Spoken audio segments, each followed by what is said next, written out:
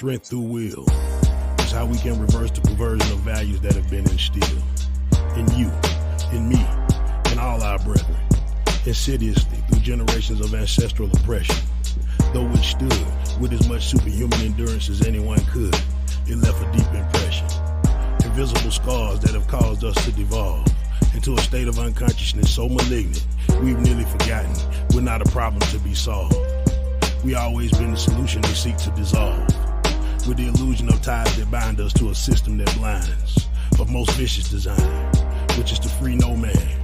Only together, through sharing of wisdom, can we heal the wounds of division, forever sealing that evil incision, and finally deprogram. Welcome to the Deprogram Show. I'm your host, RMJR. We got a very special guest in the building, man. Legendary in the city for many things, man. 1/4 for the chain breakers, an all-state point guard, loving husband, loving father, certified real man. My brother, Ricky Harper. What's going on, my brother? What up, what up? You sure I'm a legendary point guard?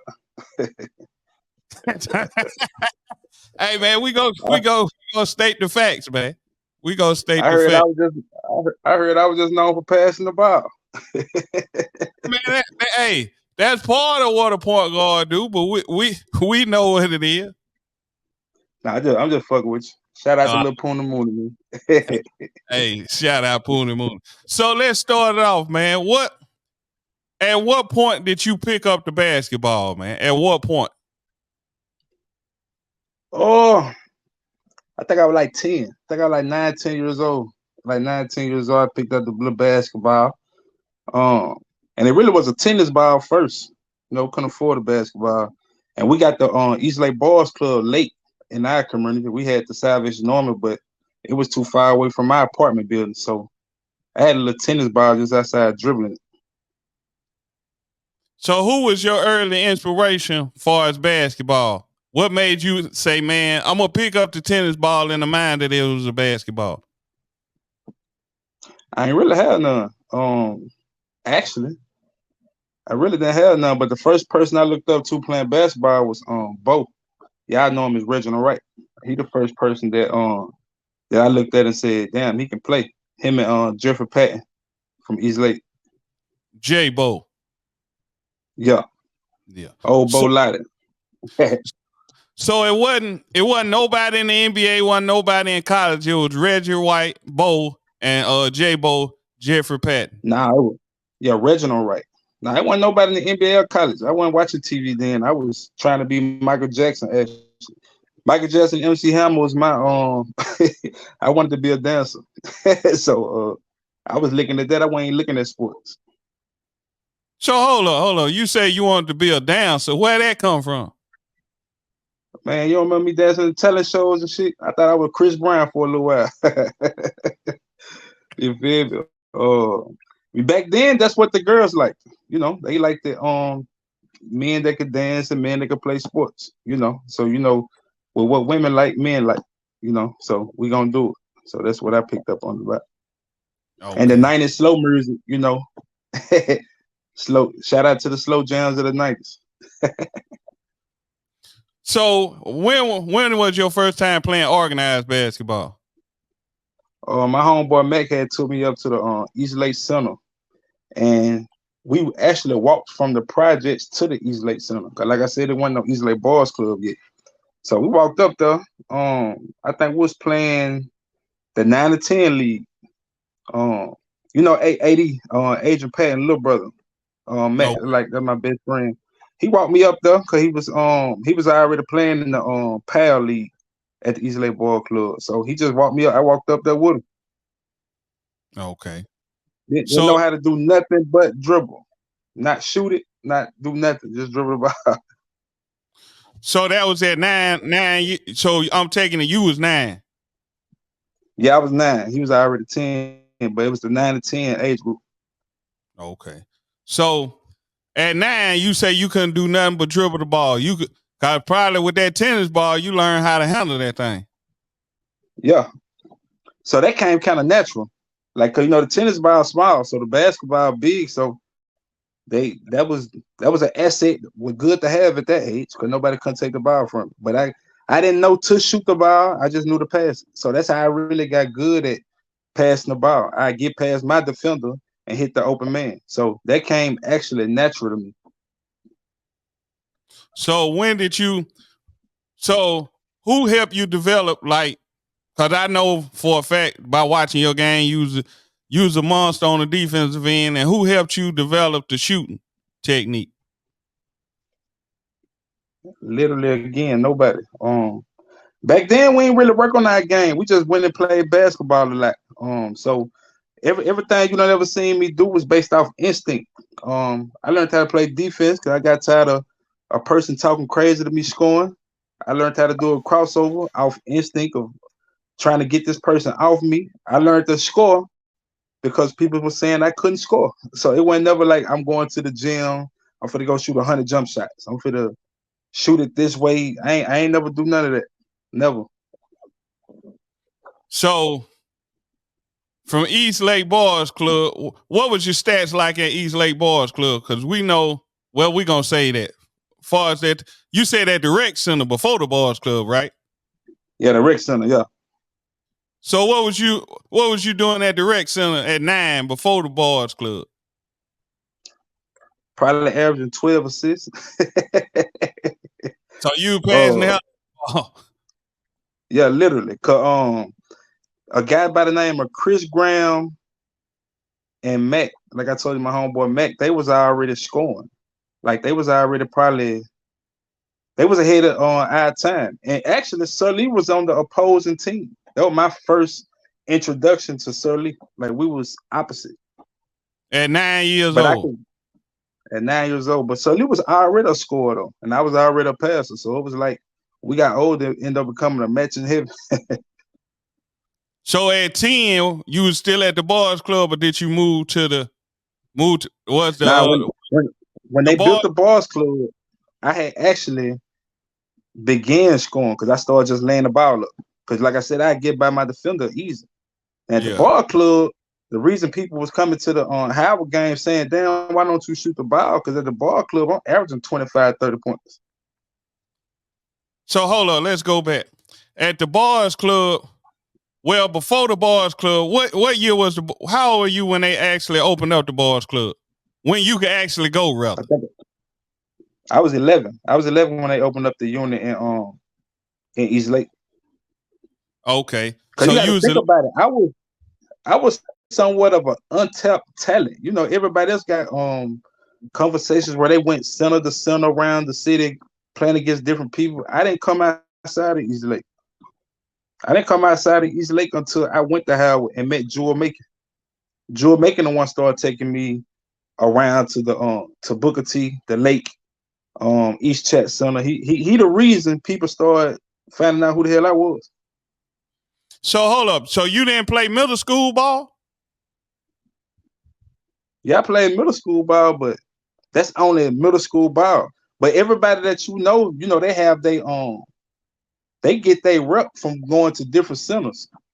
Yeah. Because when we were growing up, the best players was not even in playing school ball. Yeah, you're right. And that's the funny thing about it. The best players were playing midnight. I didn't play midnight till goddamn until I was 15, 16.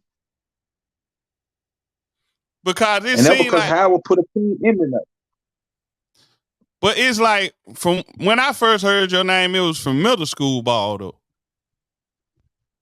It probably was my 8th grade year when I finally started shooting in school. It probably from my 8th grade year, yeah. So you started playing did you play in the 6th grade? Yeah, I played in the 6th grade, and I think I was 11. Like I said, I played 9, 10. I actually made the team. EJ Ward, dad, and Coach Ward was my dad. I mean, he wasn't my daddy, he was my coach. So Coach Ward was the coach at East Lake at the time? Yeah, he was the coach at East Lake at that time. So your 6th grade year, you really wasn't shooting the ball. Your 7th grade year, you really wasn't shooting the ball. Or did you start shooting in the 7th grade? Nah, Hell nah. Then 8th grade, it was like boom, like damn. But it wasn't nobody there no more. Like I probably would. Me and LaPerry was the only two there. So it was like either you shoot or we ain't scoring. So my 8th grade year, I ended up averaging 21 points. So hold on. So you basically were forced to score the ball. You're a natural passer, but you like, man, hell, if I don't score, who gonna score the ball? Yeah, for real. But I always still average my assists though. So that's how I always looked like I was that good. Cause like, you look at the stats, I got 21, but the 10 assists, that's easy. Like I can do that with my eyes closed. So I always was a double threat. So who in the 8th grade was you passing the ball to? Cause hell, you said you had to score. So who else was scoring? Was Perry scoring at that time? Yeah, me and Perry made all county. Believe it or not, LePerry probably could have ran track, man, and probably been an all-state track runner. But he decided not to run track. But yeah, that's why I'm passing the ball to. And he had good defense, so he might tap the ball, and I just throw the ball ahead, and he just run and catch that motherfucker and lay it up. Okay. So cause I was already at Howard when you was in the 8th grade, so I knew about Sir Lee because I played middle. Sir Lee, I think I got y'all about 2 years. But Sir Lee, I met Sir Lee in Pee Wee League. Uh-huh. And so when I got to high school, I already knew who Sir Lee was. I ain't know y'all were doing what y'all were doing like that in middle school ball until y'all were finna come to Howard, and they were like, man, we got two dudes. All I heard was Ricky and Sir Lee coming. I knew who Sir Lee was, so when y'all got there, I was like, okay, let me check them out.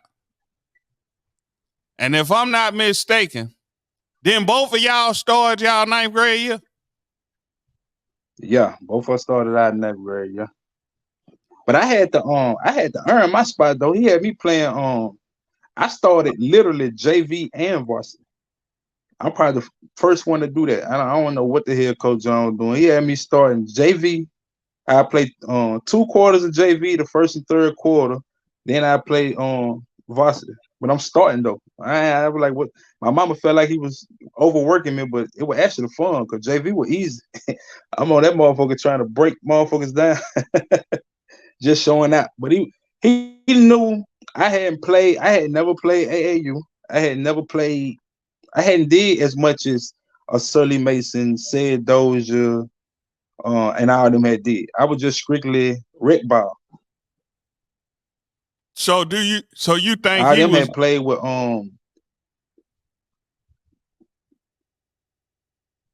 so you think he he was was just doing getting that? more organized ball play. Because Oh, yeah, he was just getting me ready. Get okay. used to playing in front of crowds, getting used to controlling the game. Cause like I said, I was untapped. Like I could play, but I wasn't organized, ready to play. Cause rec ball, middle school, it's all right, but 6 minutes a quarter, that's way different. I get to high school now, I'm playing against Sean Washington and Sky and Bard and Tyrus, and it's like, whoa, hold up. You feel me? So what point when you got to high school, what was your welcome to high school moment? The funny thing, and this ain't even no shade at bro, but my welcome to high school moment was Tina. Um, Anybody went to Howard will tell you the story. Like we got down. I swear to God, I ain't even trying to be funny, bro. We in practice, and I felt like I shouldn't be playing JV no more. You feel me? And he was like, okay, if you hit 20 this game, you won't play JV no more. This was I your went out against Tina. this was your This is 9th my grade? 9th grade year because I had felt like I didn't need to play JV and varsity no more. Okay. You feel me? That's why I was laughing at him when he was saying nobody hit over 15 and 20. I'm like, boy, you're lying. Like, you the reason when you fit. I ain't finna go into all that, but like That was my work in my high school. Like, damn, okay, I'm actually good. I'm a freshman, just hit 21 in a varsity game against a so-called rival. You feel me? Okay. So It was him, Red Callejon, and Low, Harris Walker, little brother, little Low. Red was okay. actually good though. Red was actually good. Okay. So what? So did y'all? Well, you already clarified that. You said you ain't never lose to Tina. I ain't never lose a time. Okay. But that boy Derek Tony used to give us hell though. That boy Derek Tony, that boy used to give us hell. All 4 years that I was in school, I played against him three because he's a year older than me. That dude used Yeah. to give us hell though. Old Daryl Tom. So your ninth grade year, who was the starting five at Howard? Me, Surly, Kevin McCauley, Cecil Hawkins, and he'll switch it up from when Derrick Jackson got healthy. Derrick Jackson started starting, but at first it was Bo. It was me, Surly, Bo, Kevin McCauley, and Cecil Hawkins. Okay. So Then y'all was squadded up. right, we actually we went to the state that year. We ended up losing. Every year we went to the state, we lost to the state champions.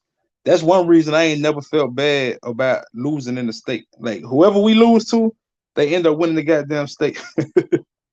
So hold up. That's crazy. So when your freshman year, y'all went to the state, y'all lost to the state champions the first year? The first year, the second year that we missed, the year we was projected to win it was my 11th grade year, and we ended up getting fucking upset. But the next year, our senior year, we ended up losing to the state champion. Okay. So all 3 years that I went to the state, we lost to the state champion. So your second year, so how much you averaged your first year as far as points and assists? Assists, all 4 years I led the city in assists. Hold on. 9, 10, 6. Hold on. You said all 4 years you led the city in assists? Yeah, that's Okay. documented. You can look that up. Yeah, all 4 years I led the city in assists. From 9, 10, 11, and 12. But I didn't start scoring over. I think my ninth grade year I probably averaged 6 points. 10th grade 7. Then my junior year I averaged 15, and my senior year I averaged 16. I averaged 16, 11, and 12. Okay. So your 10th grade year, cause I know Kevin, correct me if I'm wrong, Kevin graduated your 9th grade year. Yeah. So your 10th grade year, it was you, Surly, and who else? Cause I think CC left too. Yeah. That year Eugene had got good. It was Surly and Eugene was the leading scorers. It was me, Surly, Eugene, Jerome Smith, and Richard McGee. Yeah, Richard McGee. So you had 3, Richard McGee, Jerome Smith, and Eugene. They all graduated with me. Yeah. But that 11th grade year, man, if I can get that year back, man, we got upset by that white team, man. Not being racist, but them motherfuckers was not even close to better than us. Like, but we went into the game so cocky, man. Them motherfuckers was shooting threes from the half court line. They wasn't even coming past, man. They were just shooting that motherfucker. Listen. Then the second half, they held the ball and just made all the free throws. You talking about York Institute, right? Now we beat York. I'm talking about Upperman. Hold up. Y'all beat. You sure it wasn't York? Your 11th grade year? Nah, my 11th grade year was Upperman. Okay, cause I was at the game. Everything them boys, it was like everything it was like they was at home. The way they were shooting. Yeah, you remember them white boys were not scared. That's the first time some white boys came in our gym and weren't scared. Hey, everything they shot went in. Then by the time we got a momentum, they started holding the ball, making us foul, and they shot 100% from free throw. So, man, they had us projected to win that year. You had Rashad leading the state in rebounds. You had me. I was second in the state, but first in the city in assists. By that time, Dominique Johnson, he had got good. Um, and me and Sully, so we had four players that was high caliber players. That year, Terrence Lee and Rodney Henderson was like promising 10th graders. They were actually coming off the bench giving us a big lift. They had us projected to win that motherfucker. But we got upset in the sub state. So who ended up winning that year, if you remember? That my 11th grade year, I was so motherfucking mad. I don't even think I even cared. Like I don't even I don't even think I care. But it probably was Ridgeway, or Austin East. It probably one of the other. Probably one of the other. So hold up. So let's see. That would have been your No, 11th. 02. 02. So Yeah, 01, 02. I gotta ask you about this. 01, your 10th grade year. Yeah, don't ask me about that, man. Nah, I got to, man. So, correct me if I'm wrong, because I think me and dude the same age. Corey Brewer. Nah, that was my senior year. Corey Brewer, my senior year. I thought you were going to ask me about T-Head. T-Head was my 10th grade year. Hold the on. First Steph Curry we ever played with. Hold on. So T-Head, hold on. So T-Head, your 11th grade year, y'all was on the team when he came out the bench and hit. Was that him to hit 45? He ain't come off the bench though. He started. Now hold on. So that was my 10th grade year. That was my 10th grade year though. He hit 45. Now T-Head was my 10th grade year, and Corey Brewer was my senior. Yeah, that motherfucker hit 11 threes, bro. God. What'd you say? I'm tripping. I don't know why I thought T-Head was after y'all. Nah, T-Head, he was a senior actually. He was a senior 01. But me and Sully was sophomores. And I always say if I'd have played that motherfucker when I was a senior, that'd have been a different game. Like but that motherfucker could play though. Like he liked Sully, but more athletic. So how tall was T-Head? Sully height. Probably the funny thing, Sully fucking tricked me. He said, man, that's a little ass nigga. When they went up there to the little captain little thing, when they do the little thing, Coach Higgins didn't tell us that this nigga averaging 30 points. You feel me? Coach Higgins just saying, man, they got a good player play like Sully, blah, blah, blah. So Sully go up to the thing, he say, man, don't worry about that little nigga, man. He's smaller than me, bro. You got him. Man, that motherfucker got the tilt and shot that motherfucker where he caught it at. He missed it though. But I should have knew then that this nigga crazy. Hold on. So you mean when he got the ball off the tip, he let it go then? Bro, I'm talking about he took one dribble and shot that motherfucker. But he missed it. The whole Memphis stood up though. Like if I was older, that's what I'm saying. Like if I was a senior, I would have knew then like, oh, this nigga dangerous. The fact that he even got the confidence to shoot that. Yeah, this nigga dangerous. So yeah, thing is though, they blew everybody out by 25. They only beat us by 9 points. We played them the best up there. You feel me? It was tied up going into the fourth quarter, bro. Out of all what he was doing, me and Sully was basically matching him. Okay, but it was me and Sully combined matching him. You feel me? Coach Higgins made a sub and put Lil Shot got Lil Cotton in. When Lil Cotton got in and started guarding him, Cotton slowed him down. But after that, they big man started hitting threes. They had shot threes all game. So Eugene them ain't even going out there. Man, them niggas were hitting like a motherfucker. Like, God damn. Like, so but they end up winning the state. Okay. Nigga went tripping. So T-Head played for that was Booger. Was that Booger T. Washington? Yeah, that was BTW. Okay. So Then your senior year is when y'all ran against Portland. Yeah, that's when we ran against Cora. And I swear, I wish I'd have guarded him the whole game, though. I swear to God.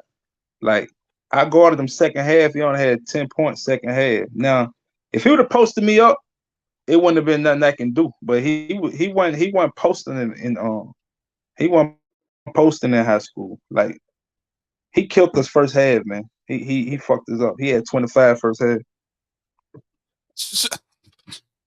So he had 35 in the game? He had 35 in the game, 25 first half. I guarded him second half. He had 10 points. Again, not saying I would have shut him down, but I made it harder for him because I was short and quick. So, but I mean that's so let me ask you this, because I gotta go into this. Your first Brainerd Howard game, was you nervous? Hell yeah, I'm nervous as fuck. I was nervous. And I wasn't even nervous from the standpoint of like scared. I was nervous from the standpoint of like nigga play good. Like you feel me? Like I wanted to cross somebody over so goddamn bad that I'm out there just dribbling. So he took me out early because he like, man, just shoot the ball. I am trying to make the crowd go crazy. You feel me? So I wanted to highlight, but I should have just been focused on because it was a low scoring game. The first one, it was low. They didn't beat us our ninth grade year though. They ain't beat us my ninth grade year. We went 3-0 against. So that was at the UTC Arena then. Yeah. We beat them all 3 times my ninth grade year. So when did they beat y'all in your 10th grade year? My 10th. We beat them 9th. They beat us 10th and 11th. Then we beat them 12th. Okay. So what was the hardest Brainerd team you ran up against? That 02 team. That 02 team we got damn. I don't know why they call it. Hold on.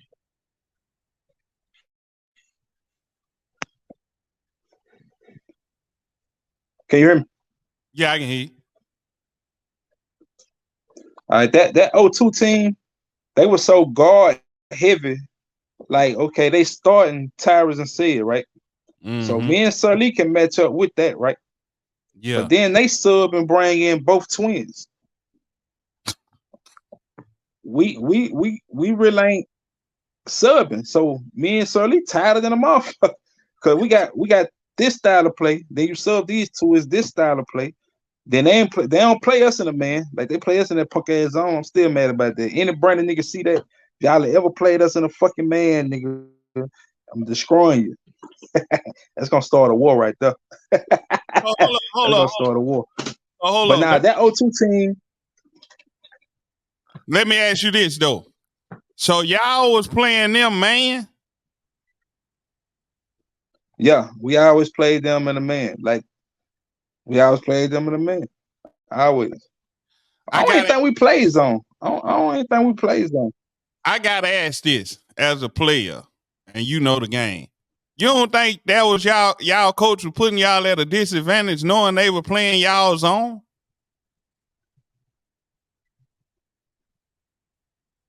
Now it actually helped me for college though. I'm saying they keep calling me, bro.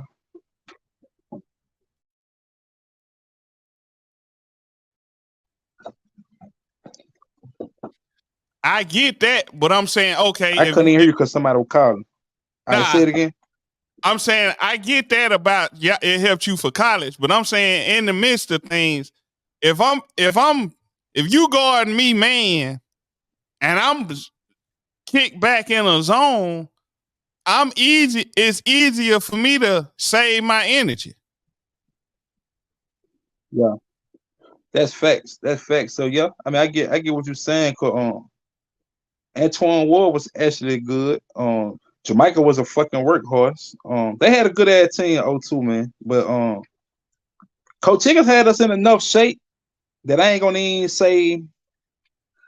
I ain't gonna even get that in no excuse. You feel me? I was in good enough shape where the reason it worked because couldn't nobody shoot on our team but Surly. Like I said, I wasn't shooting jump shots. I'm just getting to the hole, laying it up. You feel me? I shoot a jump shot, but I wasn't consistently a knockdown shooter yet. That's why we end up beating them my senior year. Because when Rodney Henderson exploded on the scene, Rodney Henderson, I get to the hole and he just sit over there in that goddamn corner, and I just throw it to him. I think he ended up hitting their ass for like 29 of just corner shots and putbacks. That's how we end up beating them my senior year. So on your senior year, well, your junior year, it was you, Sir Lee, and who on the junior team? Shit, me and Sir Lee was the only two juniors. See, the one thing I hate about when I bring up Howard, man, nobody from Allen Park that would have played, they didn't stay in school. Like, you know, Allen Park went in the goddamn middle school championships, right? Mm-hmm. I didn't play with Lucas Brown Sr. I didn't play with Chuck. I didn't play with Big Charles went to fucking city.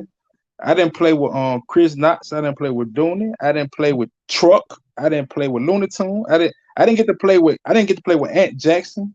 I didn't get to play with Jukebox.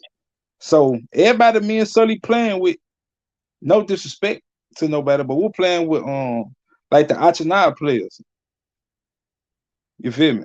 And Deadwood all went to middle school and went on to high school together. Yeah. So they done played with each other from 6th grade all the way to 12th grade. You feel me? Yeah. Yeah, that's a big difference. Hey, yeah, that's a big difference. Well, shout out to them staying together. But what's crazy, Chuck, Lucas Brown Sr., Marcus Ballard, Charles Anderson, all them was in the same grade with me. Yeah, they won it. They would have been seniors my 10th grade year. Which would have been beat us. You came out in 03, right? Right. Yeah, so I came out in 01. You'd have had Lucas Brown. Ace, I'd have had Lucas instead of Jerome. I would have had Chuck instead of Richard. I'd have had Ant Jackson. Eugene and Ant Jackson would have shared time though. Eugene was actually good. But to have Ant Jackson, Jukebox, and Truck added to our team, nobody wouldn't have beat us.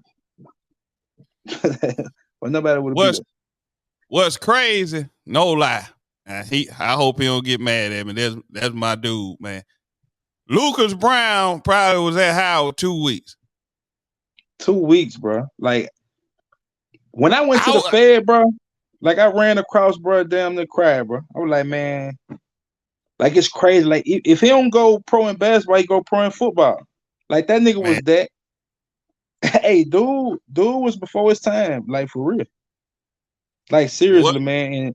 And that's why I end up doing this work that I do now, man. Like, man, that's crazy. Like to think about him, and he got all that goddamn time. He in now, this nigga probably in better shape than everybody in the world. Wait till you get out. You gonna see this nigga ain't got no fat on his body, bro. Man, listen, man. No lie, I gotta tell this story. AJ Maston can clarify. No lie. We in middle school. I went to Phoenix, same school Sir Lee went to. Bruh, Yeah. Listen. Ace, well, we called him Ace. Ace and Lucas, which Ace is Marcus Ballard. Them dudes would come down and do the same damn move every time. That little spin move that little Lucas doing, his daddy was doing it in the 8th grade. Yeah, for real. And you couldn't stop it because, okay, say if we bring the post players up some, if we bring them up too far, they gonna dump it out. We had them at the time, Big Charles Anderson, he was about 6'4". So on the post, Yeah, I already see so. so to have a chance, you gotta have somebody in the front of him or somebody in the back of him, or he gonna kill us. So we working like a slave down here in the post, and Lucas and them they killing our guards. No lie. If I'm lying, they'll put it in the comments. We were finna get to fighting in the locker room, man. Because I'm like, bro, dude doing the same move. But we couldn't stop it. And then Ace started doing it. I said, man, we beat them dudes one time.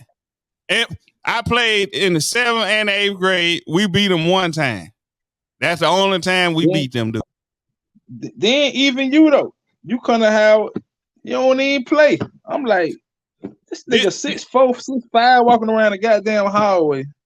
They won't even come out. Like, this the thing.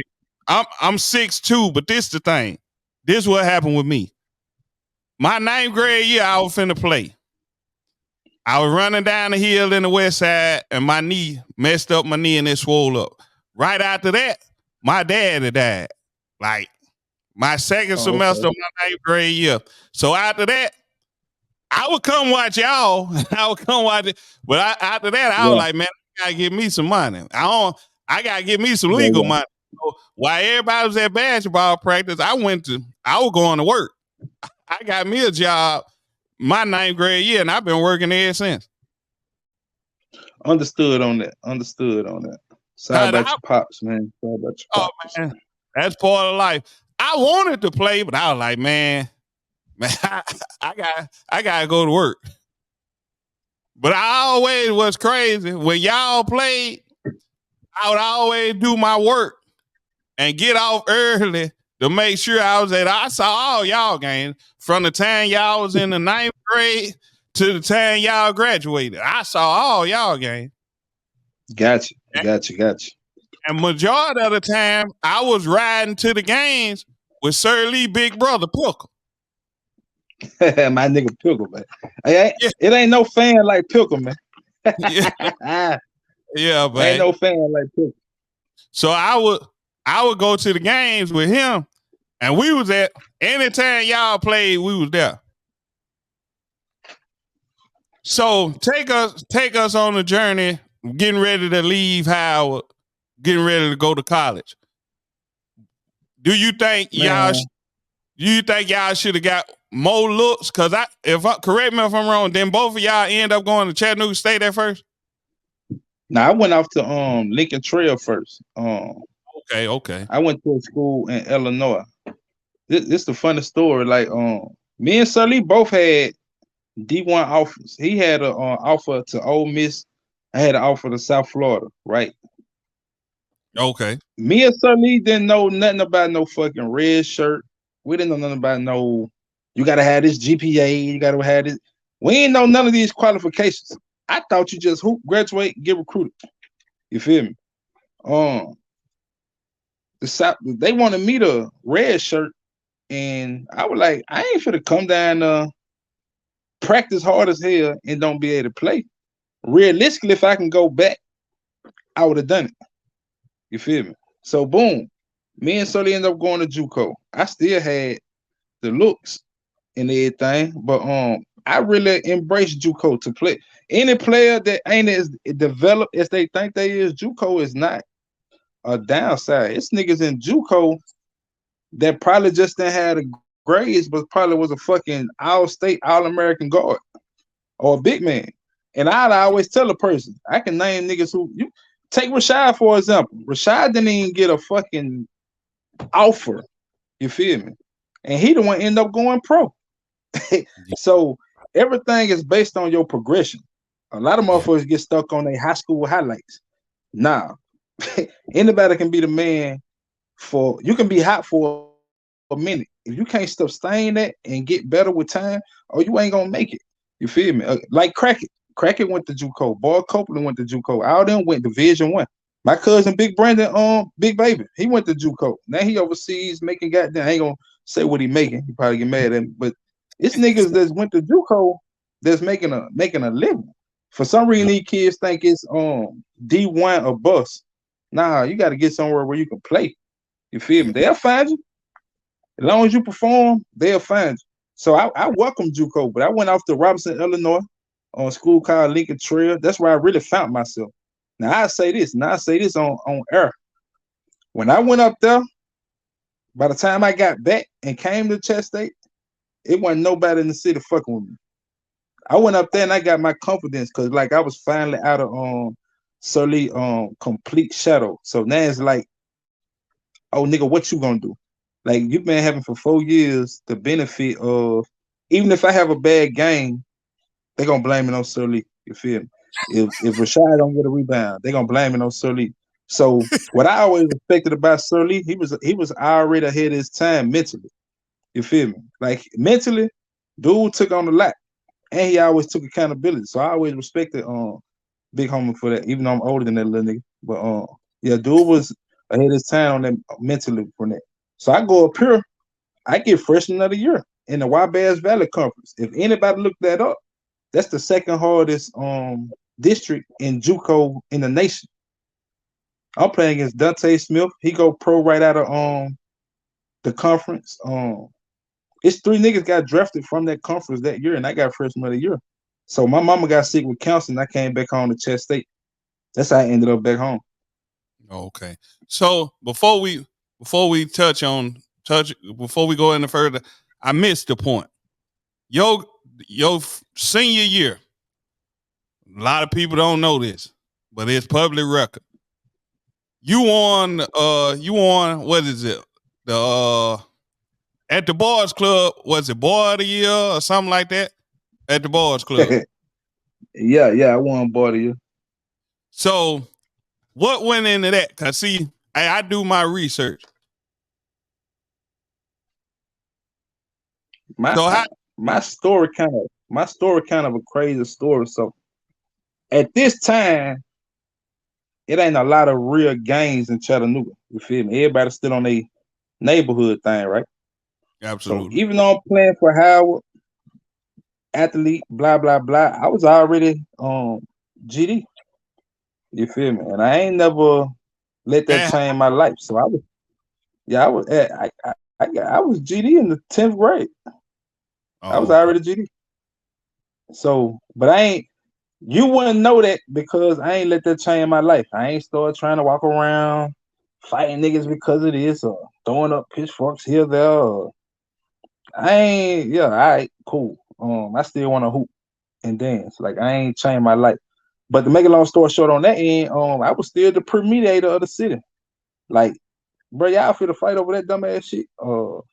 Like people always gravitated towards my leadership. You feel me? Shout out to everybody who look at me as a leader. I respect that. I respect them for respecting me in that light. So that's how I end up getting that. Yeah, cause I was like, hold on, how the hell he doing that and he in school? And cause y'all doing a lot. Yeah, that's how that happened though.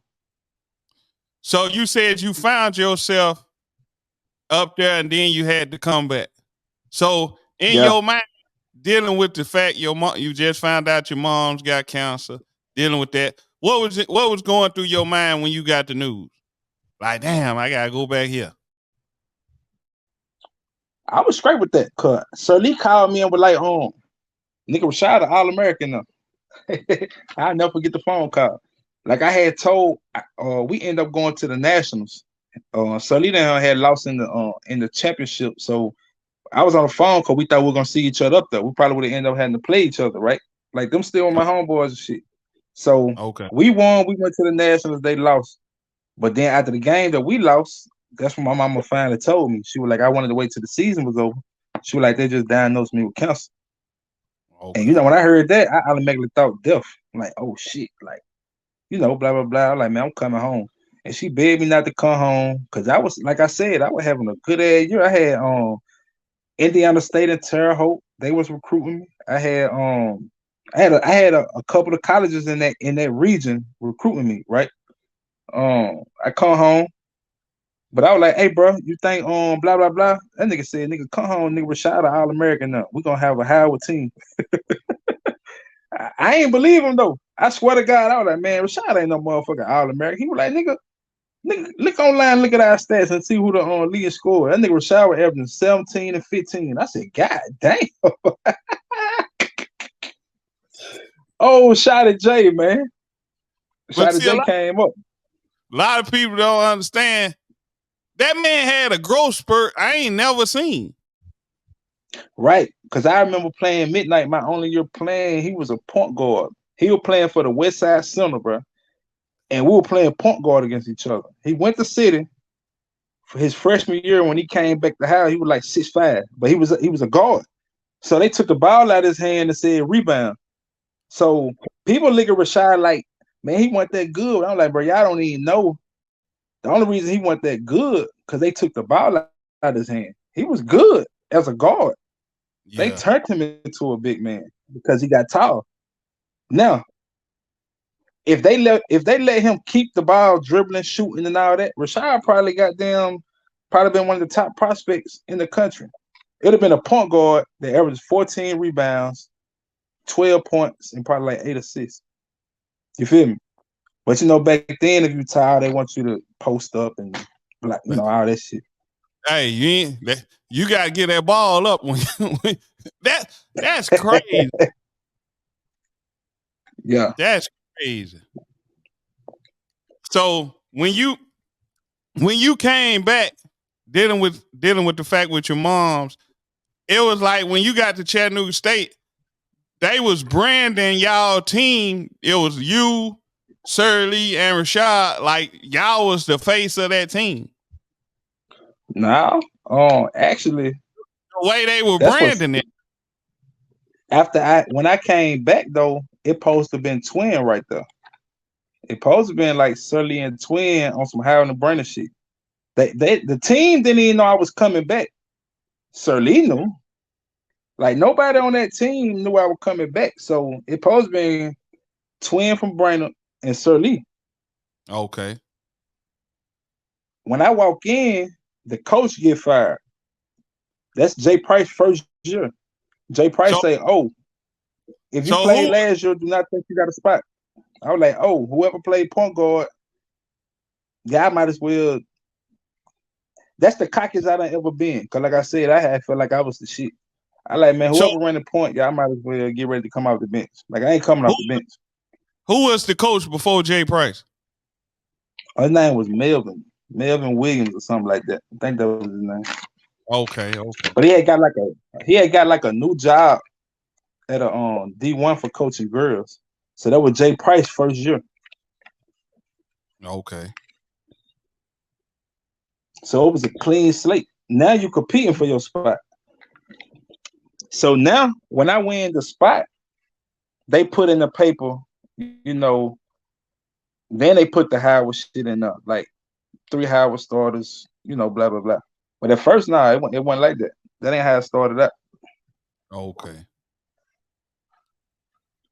So what y'all do? So this was both of y'all sophomore year.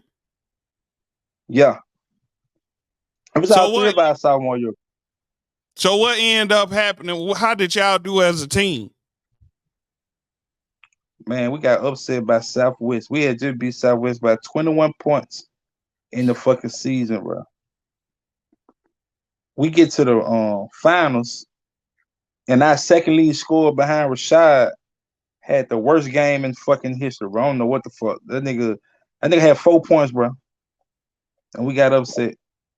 The story of my life, another upset, bro. Another fucking upset. He had 4 points? Yeah, 4 points. Man, we tried to fight that nigga in the locker room. Why y'all wanted to fight him? He might just had an off game.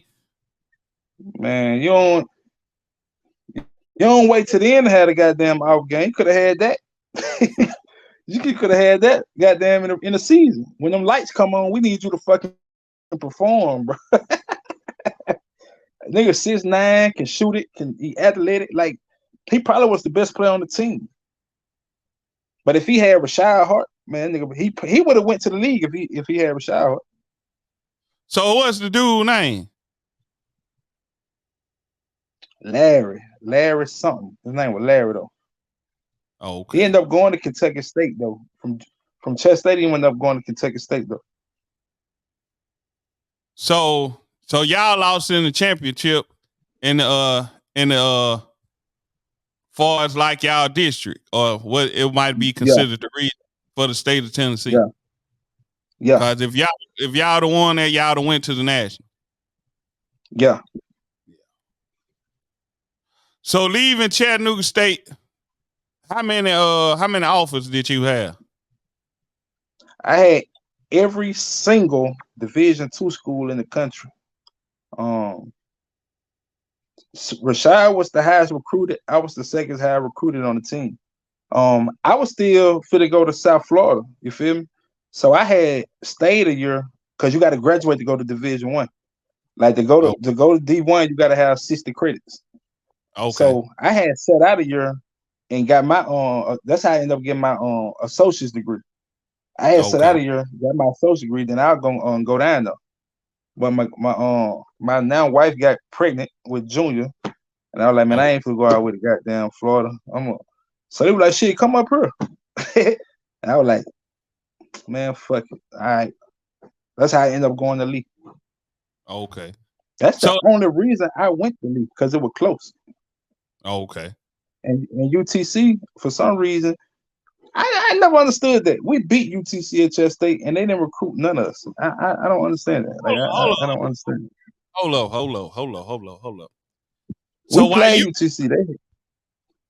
So while you was at Chat State, y'all played UTC and y'all beat them? Hey, y'all beat them in front of the whole goddamn school. They had Catalinas, Chris Brown. Man, they had a squad. We beat them. Hey, yeah, beat them by like 10 points. And they didn't recruit nobody off y'all team? And Rashad was a damn JUCO All-American. I don't get that. Like, Sully averaging like 17 and 4 steals. Rashad averaging 21 and 14. I'm averaging 10 points, 8 assists. And I got defensive player of the year in the conference. Like, I don't know what the fuck. Like, that nigga, I don't know what the fuck, UTC. They didn't recruit us at all from high school to JUCO. Who was the coach? McClellan was gone. Mackey was gone. If I ain't mistaken, Schumann was there. The one who had got the job at McCallie. If I ain't mistaken, Schumann was there. John Schumann. Yeah, if I ain't mistaken, he was there. Schumann. Come on. Yeah. And he had Central Arkansas now. He just tried to recruit Lil Lucas. But Lil Lucas chose Valdosta State though. Yeah, he what? Hold on. How you feel about that? Cause Central Arkansas D1. Yeah, but like I said, a lot of motherfuckers want to play. I'd rather play than just say I went D1. That ain't nothing but a fucking. All right, you went D1. All right, cool. But if I'm finna go to this D1 and I'm off the bench, where I go to the Division II and I start, shit, I already go to this D2. Yeah. So, getting the lead, now you about to welcome your son. What's going in your mind getting ready to play for Lee? Because now you got a lot going on. You dealing with moms, you dealing with you. The funny thing, I had to hide my son. So, they're a missionary Christian school. So the coach off the rip tell me, hey man, if anybody find out about your son, we got to kick you out of school. Because you can't have a child out of wedlock going to this school. So I'm actually on some old secretive shit. So I ain't have a good that first year. That second year though, we was ranked number 2 in the nation. Like I had a good ass senior year. When me and Sully was there together, I played good, but it wasn't like when Sully left that next year. Like I fucked them up. I So, let the nation. I let the nation in steals and assists my senior year. so you and Sir Lee only played 1 year at Lee. Yeah, we only played 1 year early together. So y'all played 1 year at Chat State together. Yeah, and 1 year at Lee. So seem like, I mean, I know y'all that's your brother, y'all. Yeah. But it seemed like y'all you really relish more when he ain't around. Far as on the Now I ain't, court. I ain't gonna say that.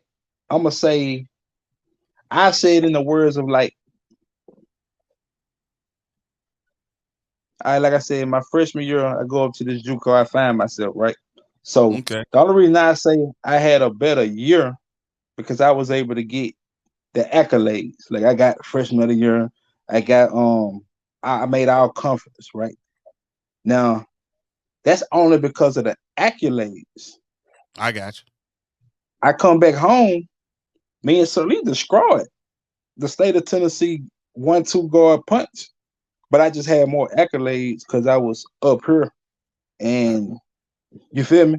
So I ain't gonna say like I relish more as far as like he hold me back type shit. No, Because I wasn't saying it like now I just that, want to but make I know you ain't saying that, but you know how people take shit out of context. They'll make something out of nothing. So I'm gonna yeah. clear that up quick. Like he ain't never cause one thing about him, he gonna give me the ball because he know I'm gonna pass that motherfucker. He ain't the type just trying to man fuck Ricky. Like he gonna make sure I got the ball. You feel me? Only reason I didn't play good my first year at Lido because I was going through all that. Like my son at the game, I'm worrying about is anybody for to say something about me? I wasn't thinking about basketball. Then I'm mad because I don't get to go to this D1. You feel me? So I'm like, damn, man, did I fuck my career up because I got a child? You feel me? Like I supposed to be in Florida playing Division 1 basketball. You feel me? So I wasn't necessarily just then I'm supposed to start hustling because I got a child. You feel me? So my mind frame wasn't all the way on that. You feel me? And it had nothing to do with Sully. I got you. So when you end up you graduated from Lee too, then. Yeah. Oh nine. So when you end up leaving Lee, what was the next step? Now you got a son. You got to take care of him. You did it. You I got a still dealing with. contract. I had got a contract to go overseas, but the contract was so small of money because everything become political. Like I'm a point guard coming from Lee. He a point guard coming from North Carolina.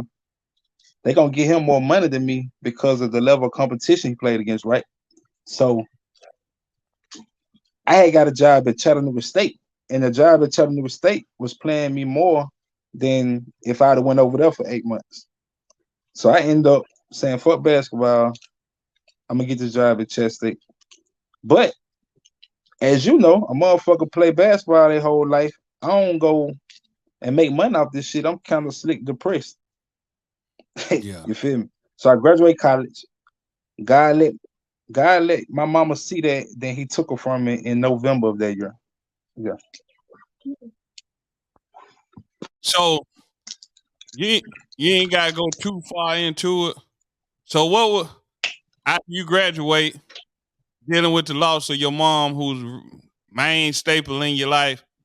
What was going through your mind? Shit, ain't nothing left. That's how I ended up turning to the streets, going full fledged. Yeah, I went full fledged after that. I was like, it ain't no fuck it. Cause one thing about it, I used to always pride my life on making her smile. You feel me? So the person who I wanted to smile was gone. You feel me? I made mistakes. Like I got in the game, but if anybody would have told me I was in the game, I probably would have killed them. That probably been my only body. You feel me? So I was still scared of my mama. Like these people don't respect their parents enough in this generation. And I hate to say it like that, but if any kids listening, ain't nobody gonna love you like your mama. I'm a father. and I love my kids dearly, but it's something different about the level of love a mother has. Like a mother if you wrong, the mama still taking up for you. You as a man, you understand like we gotta correct shit. You feel me? My Yep. disciplinarian is gonna make sure I hold my son accountable. You feel me? Absolutely. That's not saying that the mama loves the child more than a man. It's just that they don't see no wrong that they baby do. And that's a gift and a curse. You feel me? So shit, man. I always wanted that lady to smile. So that's really the only reason I started playing basketball. Well, kept playing basketball and wanted to graduate because nobody hadn't graduated in our family prior to that. So I was like, well, shit, that made my mama proud. You feel me? So when she left, shit, it wasn't nobody else. Because I'm young with Junior. I know I wanted to be a present daddy, but I wasn't thinking like, man, my son gotta see me, blah, blah, blah. Now I'm only thinking about money. And you already know what I started doing to get money. So Yeah. that's that story. So let me since we on family, I gotta ask this. Cause when I was like, hold on. So I'm keeping up with Howard. First you got Ricky Harper, then you got Dominique Harper, then you got Brandon Walters, and then I'm going back tracing the steps. I said, hold up. What kind of camp they got over there? They family where they producing? Cause I'm like, Believe it or not, man, Dominique Harper, if his mama don't die, niggas was in trouble. He would have ended up being the best one, but he didn't really like. I lost my mama when I was grown, so I yeah, was able to deal with it. Kind of, it still hurted like a motherfucker, but she had prepared me to be a man. You feel me? My mom wanted them. My mom wanted them mama that she believed in a man supposed to be a provider, protecting all that. Make a long story short, Buck lost his mama when he was probably in the fourth, fifth grade. damn. If he like Buck don't even get eligible to play high school ball to goddamn probably his 11th, 12th grade year. Buck sit out, go to JUCO, become a JUCO All-American now. Listen to me.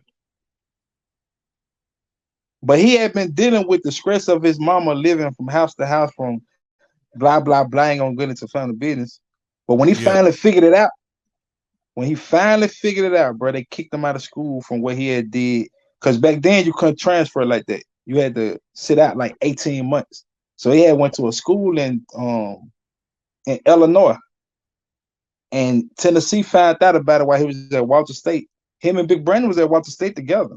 Both Hold of on. them getting recruited by Tennessee, Illinois, Florida State. Like he got every goddamn. Buck was averaging 23 and 14. You can look this up. Like Buck is destroying JUCO. Like Listen, niggas listen, don't even know that though. listen. No lie. I went to their first game together. Uh-huh. The people think I'm lying. They can go on my Instagram, RMJR423. They first game together at Walter State. I was there. No lie. Ask Buck. Buck hit 34 points. If the Man, coach dude, man, if the coach wouldn't have took him out, he would have had 50. Easy. man, I'm telling you, that nigga became so imagine him that focused in high school. Man, listen. Man, nobody would have been fucking with dude, man.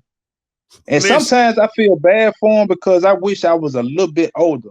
Like when they was going through what they were going through, I was in college still trying to be an NBA player. You feel me? So I couldn't be like the big cousin that they really needed, but I was able to do what I could do. You feel me? Now, if I was this 39-year-old and then that happened right there, I could have took him in. He would have still been suffering from his mama, but I'd have been able to vibe with him because both our mamas gone. Bro, I just need you to make her. I'd have been able to talk to him like a big cousin, but I was dealing with my own, trying to go to the league, dealing with my family. And I really blame myself for a lot of that. Like him and Nene and his brother Poo Poo, man. Hey, but they don't figure it out now. They doing good, but working. He paying his, he taking care of his kids. Man, But listen. like you said, you see him do that, and you like, hold on, like, damn, nigga, you feel me? But about 6'6", maybe 6'7", somewhere along in there. Listen, man, I'm gonna say this. They gonna say I'm lying, but I'm gonna say it, and I'm gonna stand on it. If Buck were focused in high school, he would have gained. Hold on. I'm finna say something that's gonna. Nah. I ain't gonna let you go that far. Don't. What you mean? Hold on. Nah, hold up. It sounds like you were gonna say somebody's name. Hold on. I ain't gonna let you go that far. Hold on. Think about this now. Think about this. Man. Think about it. Just think about it. I ain't saying he would have been better, but just think about it. He's 6'7". Him focused for that long. Now we know he figured it out later, right? Right. You gotta think. You said his mom died when he was how old? Like Buck probably was in the 5th grade, 4th, 5th grade. So think about it. That's 4th or 5th grade.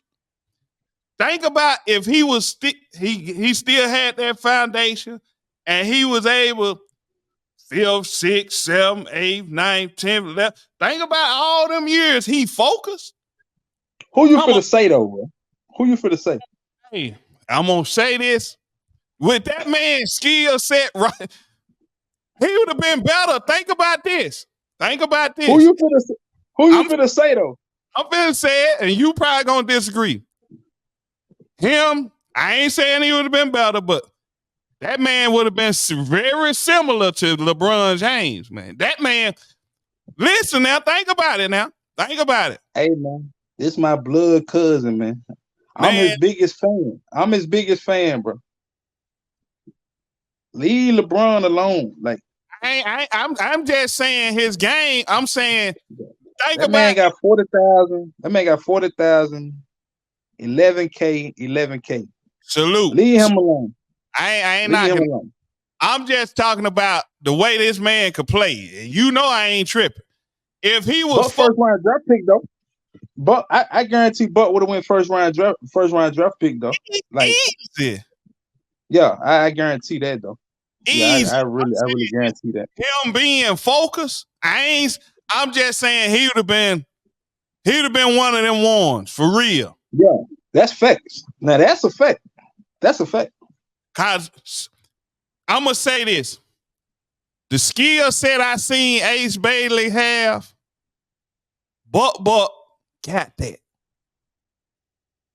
He was just dealing with what he was dealing with, but he got that. I seen it. Cause I was like, when I saw, I was like, where the hell he been? Yeah, I didn't know the backstory, but that Buck probably got a better jump shot. But that nigga Ace 6'9", man, you can't that nigga there. Listen, man, Ace probably Brandon height now. Like Ace probably 6'9", 6'10". So I'm looking at, I'm just thinking. Then I see Ace, I see Ace, I'm seeing Buck, I see Brandon, and if Brandon, think about this, Brandon can really shoot. People. That's why he getting MVP and all that overseas. He can really shoot. My biggest knock on Brandon, and that's I love little bro. Brandon played too much, and he was lazy early on. That was my big. He wasn't taking it serious though. Like, I think Brandon, when he sat out at MTSU, he woke up. No, Buck made him grow up. Like when him and Buck got at Wall State together, Buck made him grow up. You know, he already looked at Buck as big bro. Yeah, I can see that.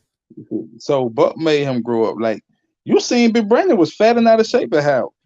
You see Brandon now, you be like, damn. Like, that nigga goddamn, he like a man now.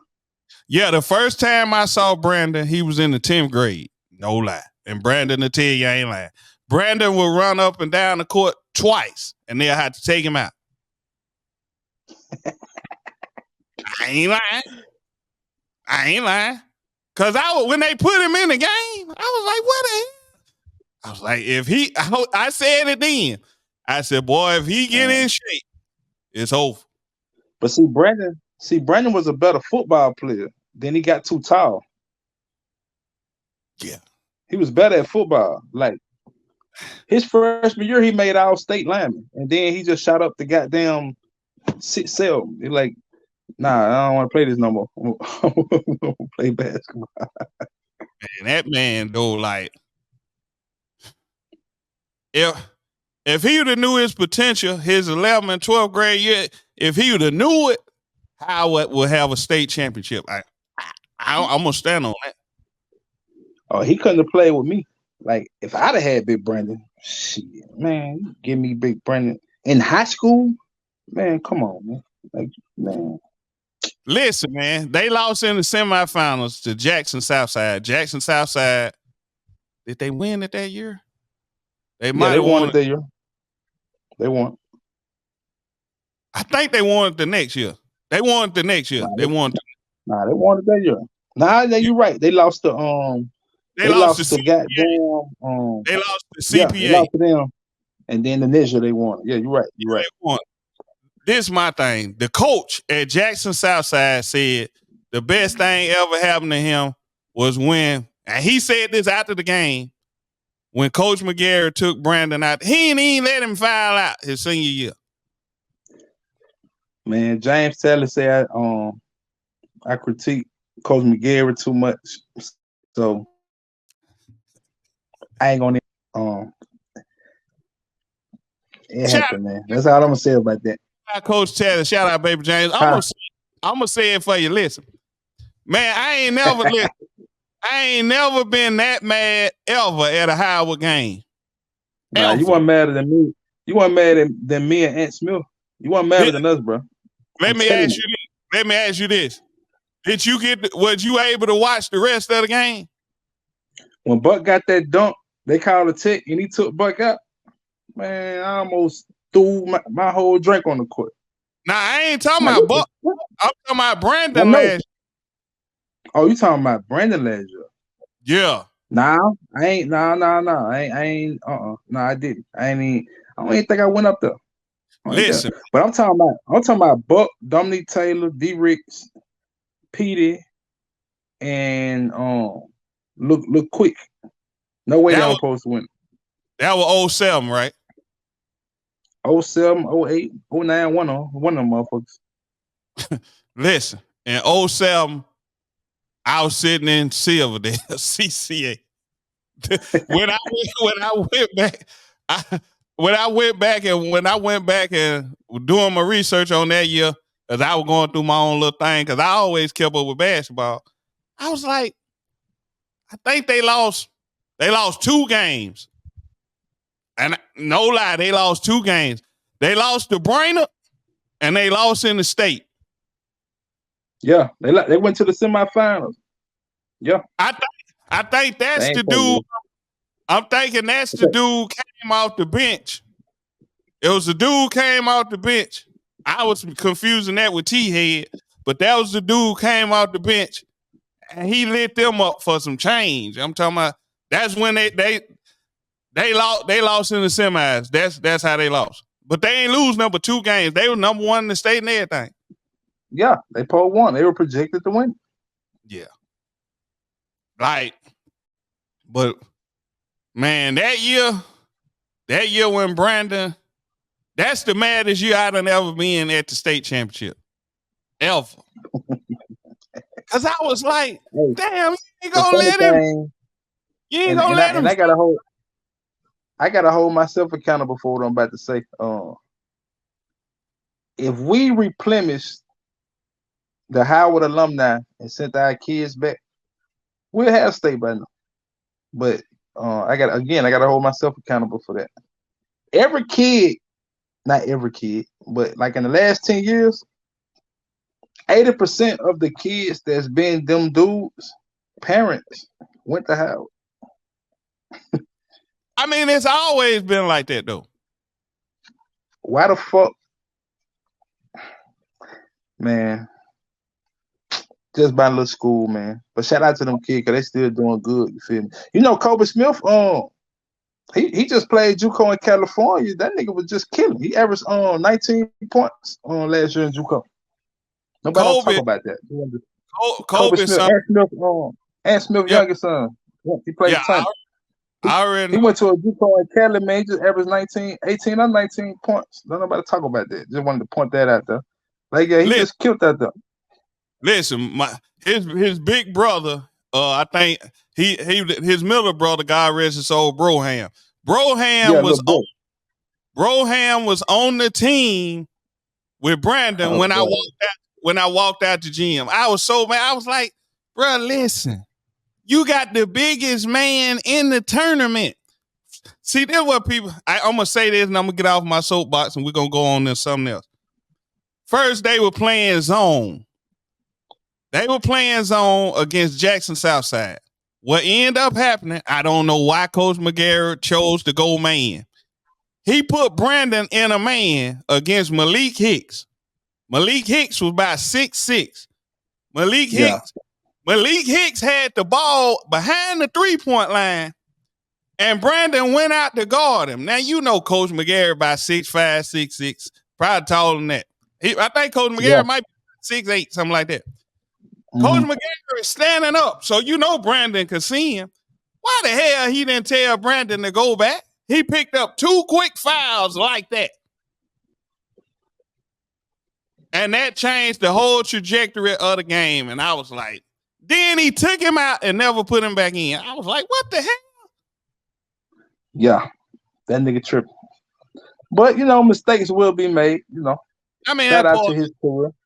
That was his team. But one thing I say he did do for Brandon that people don't recognize, he slowed the game down to a style that let Brandon play longer during those times. I seen that after the fact. I didn't know why he would do what he was doing, but he knew how important Brandon was to his team. Whether he did it or not, he knew. Yeah, I give him that. Yeah, definitely. So when did y'all? I mean, at what point did you see your little cousins was like that with the with the basketball? They first like you said, their first game. I went to their first jamboree. It was in Atlanta, and Buck got a dunk. I was gonna go, but I missed it. But I seen Buck on Instagram. He was talking. That nigga got a dunk, bro, and that nigga whole chest was over the rim. I said, bro, when the fuck you start doing that? Like, like, damn, nigga. Then Brandon, I think Brandon had like 5 blocks in a row. I like, oh nah, they might got something. Like now Brandon protecting the rim. You know, you go from seeing him at Howard, he really just playing, he laughing. He ain't really taking it serious. Then he get in college, it's like, oh, I'm a man now. Yeah, I was like, okay, that's when I seen it. Both of their freshman years in college. I'm like, oh shit. God, I was like, when I seen Buck, I was, cause what's crazy? They won the whole thing that year. Buck didn't get to finish cause somebody hated on him. But cause they really wanted, I ain't gonna say who. They know who I'm talking about. Shout out to them. Yeah. But they really wanted him at their school, so they called them people on Buck. Man, watch out, man. That my guy, man. I don't know how true that is. And I used to always say, like, he loved me too much to do that. I got love for him. I ain't gonna call his name, but you know who I'm talking about to say what you saying. So you know I ain't tripping. Yeah, we ain't gonna call his name. I used to say, bro, he ain't do that, bro. He loved me too much to do that. He was like, bro, didn't nobody fucking know but then. I'm like, man. Well, if he ain't do it, he told somebody to do it. I'm like, man, damn. So with that being said, man, going into the, okay, we know you was in the streets or whatever, and you got jammed up or whatever. what's crazy is I never, until the situation happened. I mean, everybody knows people do. You don't never know. But I was like, hold on. I mean, the way you would carry yourself, I wouldn't have never thought. So I was I like, mean, I'm like a chameleon, man. Like it was, and I don't say that with pride and that. It's just the other day I wanted to be a father. You feel me? So I wasn't chasing no street cred. I wasn't chasing no quote unquote hoes. I wasn't chasing like no. I just wanted somebody to take care of my family. You feel me? So I wasn't trying to buy no jewelry or none of that like shit that you see the usual trajectory of what that lifestyle bringing. You feel me? So you see me in my basketball shorts and taking my son to the gym. You feel me? So the one thing I hate about my shit, I had actually stopped rolling. I had really got into real estate. You feel me? Shout out Rashad. And I only went fed because a motherfucker had me to borrow some money. Let's say that now for people, because I've been hearing all this, I got caught with all kind of shit. Like, nigga, I ain't had no possession charge or no control bias. You feel me? And I had never been in trouble. So anybody who know the point system of the feds know if you're a category 1 or 2, you ain't looking at no time. You feel me? I didn't get caught with anything. I only had conspiracy because I had knowledge of the crime. When I knew, when he told me what he was borrowing the money for, and I agreed to do that, that's what put me in the conspiracy. Not because I was selling the shit. yeah. You feel me? But the rumors I done heard, boy, I be like, man, y'all niggas thought I had that much money? Like, like y'all niggas crazy. I don't know if you like what's crazy. This what I'm only state what the article said. They said Yeah. you according to the article. I don't know, but according to the article, they painted you as the leader of the gang. Then they were like he went to the way they wrote the article up. They was like he went to like they actually caught you picking up the package. The way they wrote it and said you got caught. Man, I was like, and the amount of money. I was like, damn, if he got that much money, this is just my thoughts. I was like, damn, yeah. he could be doing. He don't need to be doing that. Why would you? I was like, hey, I mean, I don't know what's going on, but I was like, I could talk about it now because I don't serve the time for it. I didn't get caught with nothing. I ain't get caught with a bitch head thing. Now the money of what it costed, the 30,000 they say, yeah, I did send that. You feel me? yeah. That was the money that I had agreed to. You feel me? Now what hurt me is me and bruh had sent a text message of the address that the shit was going to, that that they blah blah blah. That's what they confiscated. They didn't catch me or him with anything. You feel me? Now, this the trick part. Everybody got this rumor that when the feds come, they got you. That's not true. You feel me? The indictment was for 400 grams. They only had 300 grams in evidence. I didn't cop out to 400 grams because I would kept on saying, if y'all don't want to charge me with just that 300 grams that y'all got in evidence, I'm going to trial. That's when I sold my rental property and got me a paid lawyer. You feel me? I was going to trial. Now, the reason I wasn't going to get railroaded, because I was going to trial saying I was guilty. People don't know that either. You can go to trial and say you're guilty. Now, how they end up enhancing people go to trial and say they're not guilty, then they get found guilty, then they enhance you. You feel me? That's how people end up getting that 25 and 30 years and shit. So let me ask you this: what would have been the purpose? I gotta ask this: what would have been the purpose of going to trial saying you guilty as opposed to pleading out? Because at first they had me at 230 months. They had me for the do 20 years. Because they thought they wanted me to cop out to ghost dope. And they wanted me to cop out to ghost dope, and they wanted me to cop out to being the leader of the gangster disciples. So all that is an enhancement of being the leader of the gang. And damn, you damn right. You feel me? So I'm like, hell no. Like, why would I? Y'all ain't even got that amount that y'all talking about in evidence. So I'm gonna go to trial and say I'm only guilty or what y'all got in evidence. I can lose that, and that's what y'all can prove. I'm not copping out to none of that y'all don't have no proof of. So, all right, let's go to trial. Boom. My co-defendant had already copped out because he just was on some, but don't play with them folks. He down there listening to people who won't mean him no fucking good. And that's when he started saying, somebody told him that safety valve mean you snitching. I'm like, fool, I told you they offered me a safety valve. I didn't say I took the goddamn safety valve. But Donald Trump had passed the law saying if you're a category 1 or 2, no matter what the thing say, you qualify for the safety valve. You feel me? I'm telling him, I'm like, bro, just read the law for yourself. Stop worrying about what somebody telling you. You the one fighting for your life. You feel me? Luckily, I caught the charge when I'm 35. I'm not young and dumb and just on some take what they say, take low and go. You know, that's the stigma in the script. Take low and go. So when they came back after fighting 2 whole fucking years, and I went cop out, they were like, well, fuck it. Go on and charge on what the fuck the weight is, the 300 grams. I end up my guidelines was 63 to 7 to 8 months.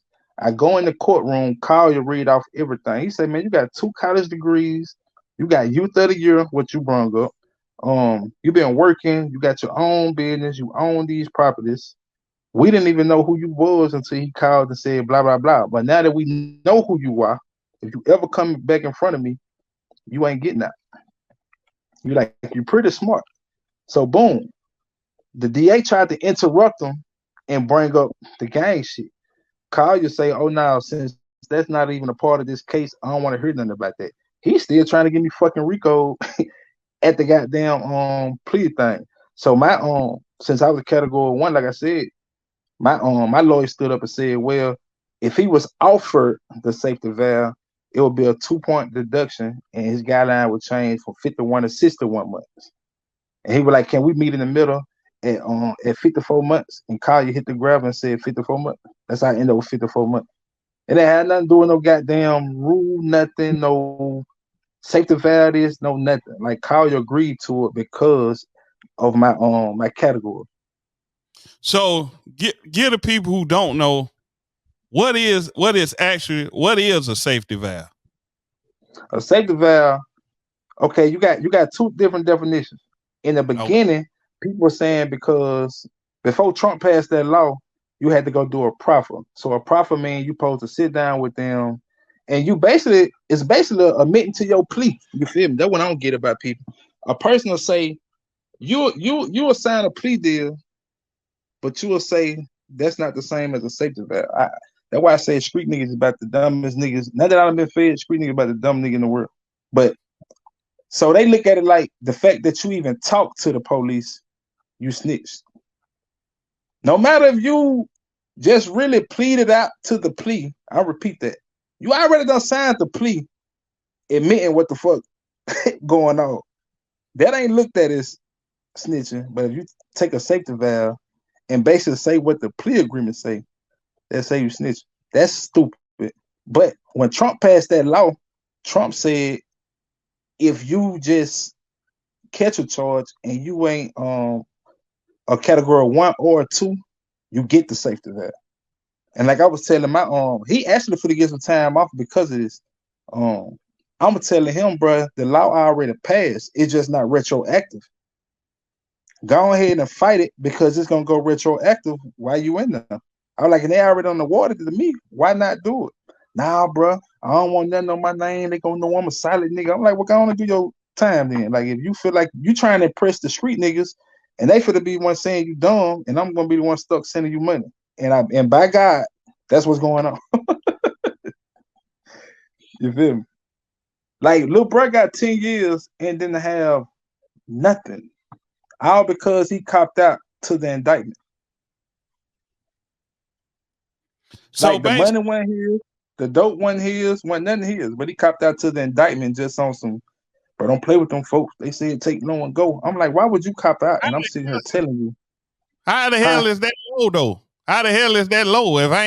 If none of this is tied to me, technically, how the hell is that low? That I wish he was on the phone, but in his head, he ain't nothing but like 24, 25.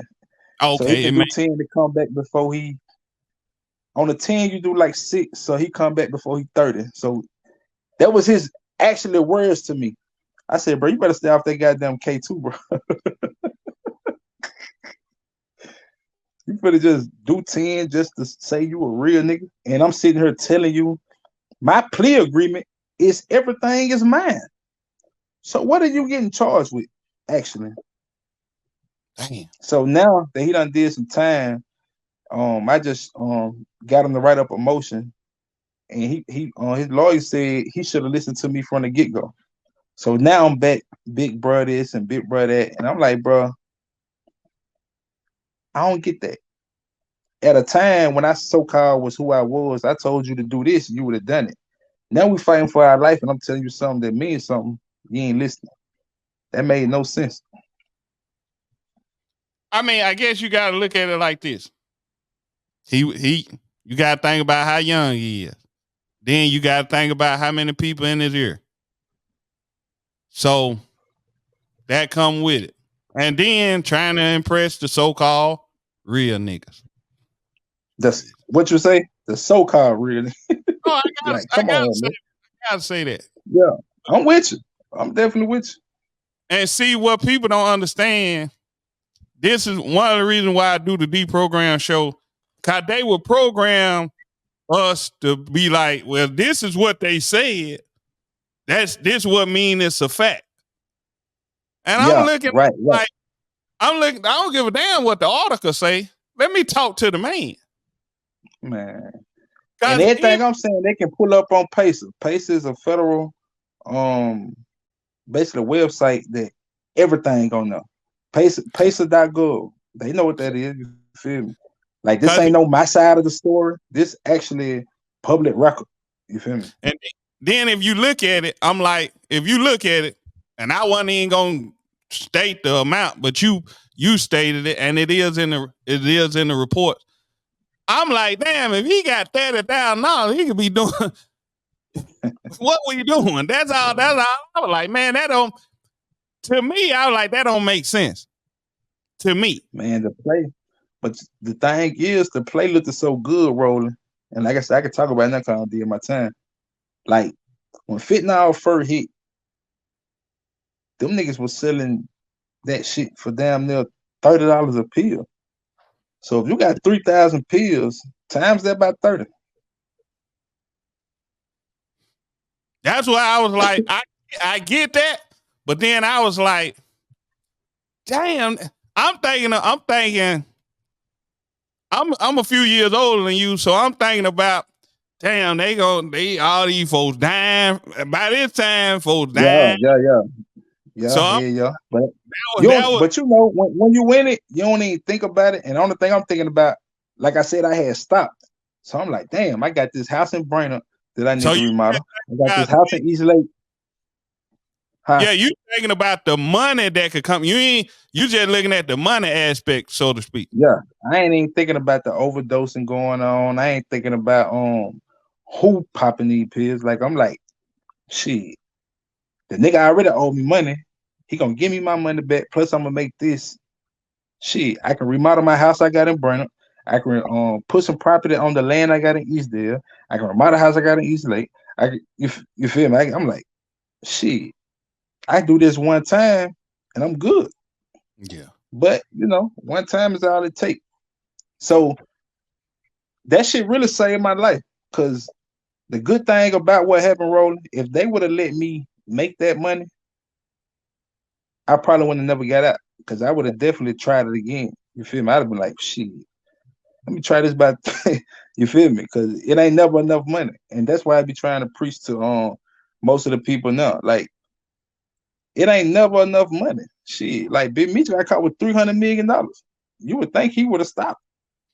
Shit, 300 million? Dang. You feel me? So, like, I mean, I'm thinking about, in the grand scheme of things, I'm thinking 30,000. This me. I'm a working dude. Exactly. I'm thinking 30, man, ain't no way in hell I'm selling no dope. I got $30,000 to do something with. Then you said Big Meats, 300 million? That's why I bring up Big Meats. Like 30,000 ain't shit. So not compared to 300 million. These niggas making hundreds and they still going. It ain't never enough money though.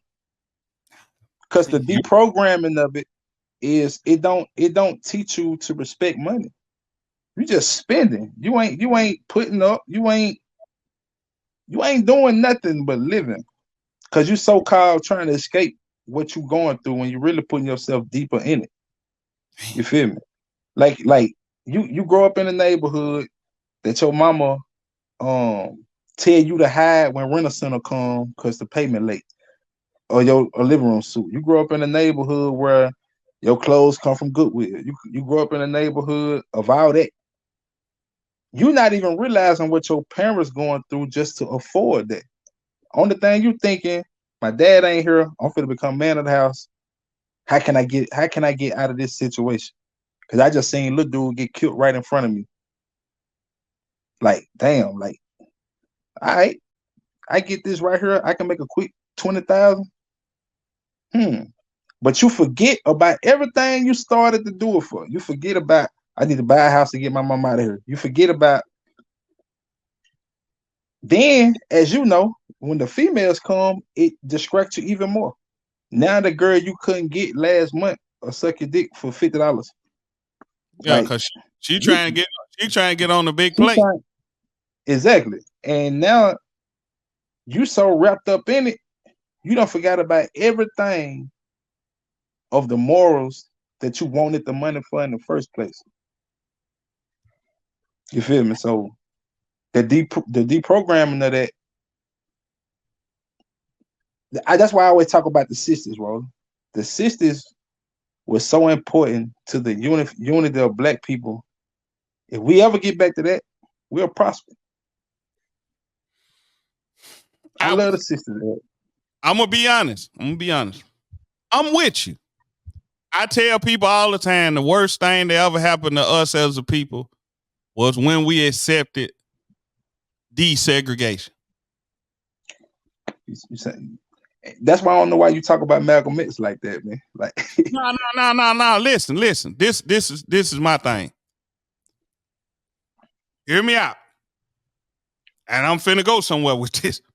Malcolm X, Martin Luther King, Elijah Muhammad.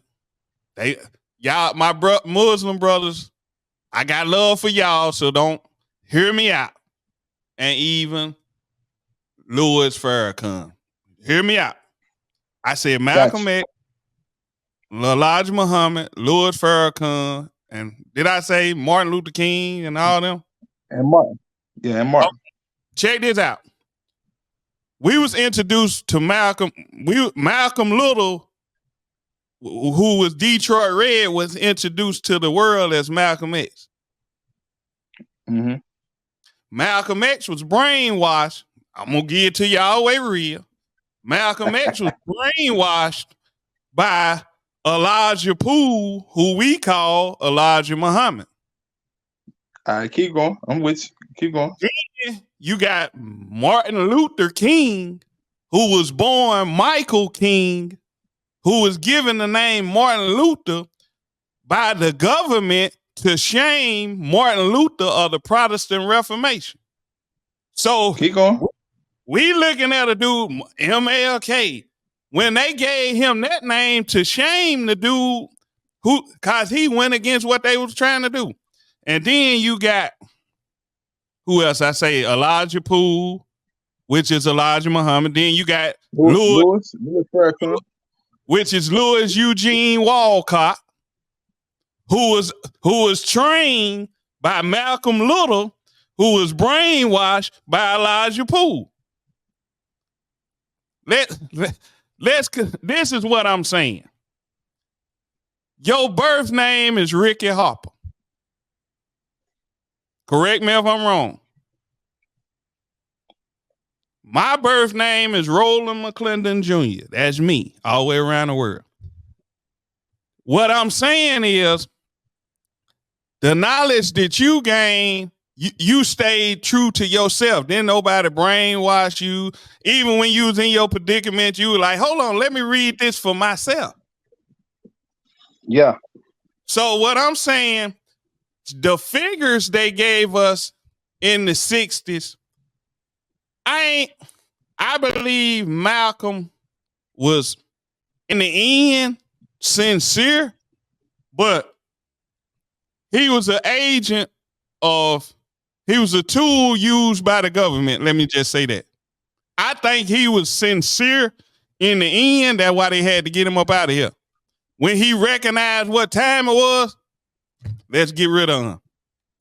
And see what I don't when I say, because I look at it, if he would have never accepted what they wanted him to accept, we would never know nothing about it. Think about how many people who was on Malcolm level that they never introduced us to. Right. Okay. Let me twist it this way. Come on with it. All right. I'm gonna say it in gang terms. Okay. Let's just say,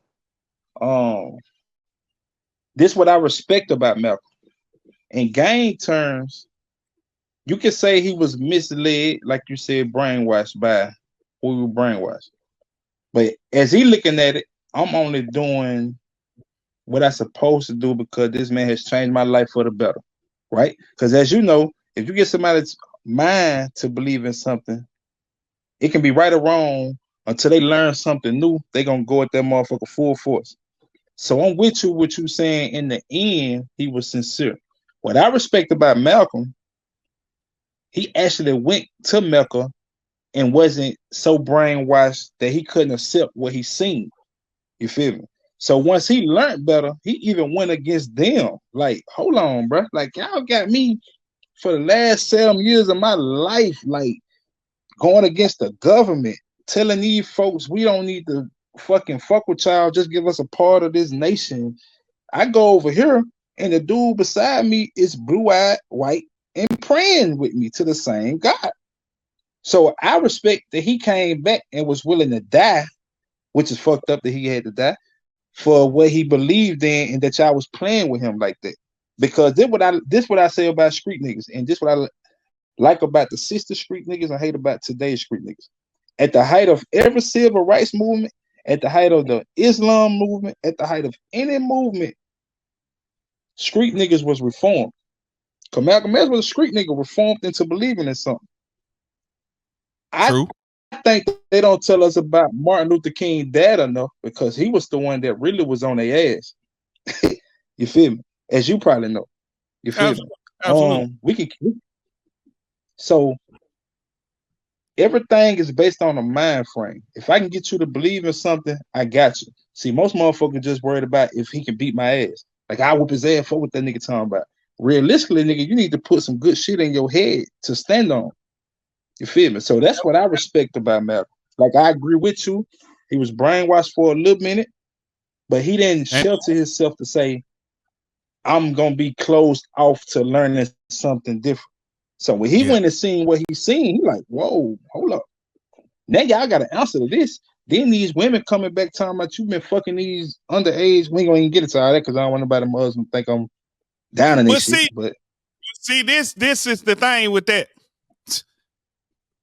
If we gonna deal with it, let's deal with it all the way. See, that's like that be the problem. Like, if you tell the truth about me, how can I get mad when it's the truth? And then it's like, oh, you attacking my leader. Come on, man. If I follow you and you brainwash me, and then I peep the brainwash, and I'm like, come on, bro, you gonna do me like that?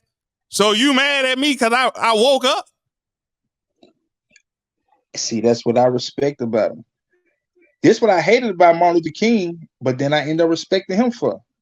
When he realized all that old non-violent shit was end up bringing his people down more than lifting them up. At the end, you see, he was like, "Oh no, man, I'm sorry." Blah blah blah. But they don't put that in the public. They don't put that out there. But like you said, I read for myself. I ain't got time to be waiting to see if what you're saying the real. Now, if I get my own interpretation of it, then if it's the wrong interpretation, then like you said, that's me. Then nobody mislead me into feeling that way. I got my own interpretation for it. So at the end, I could say Martin Luther King was like, "Oh nah, stop letting them hit on y'all. Stop giving up y'all seat. Stop like stand on being your own body." You feel me? And I think they really killed them because they realized like they wanted the same thing. They just went two different ways about being about it. So when they were about to link up, they're like, "Oh no, we got to get rid of these niggas. We got to get rid of So them. We got to kill Fred Hampton. We got to lock Larry Hoover up. We got to lock T. Rogers up. We got to lock Jeff Ford up." Because if anybody know, the reason I don't never defame gangs, and this not to say go get in the gang either, but I'm only talking about the sisters. Every gang was formed because of police brutality and because of the poverty of black people.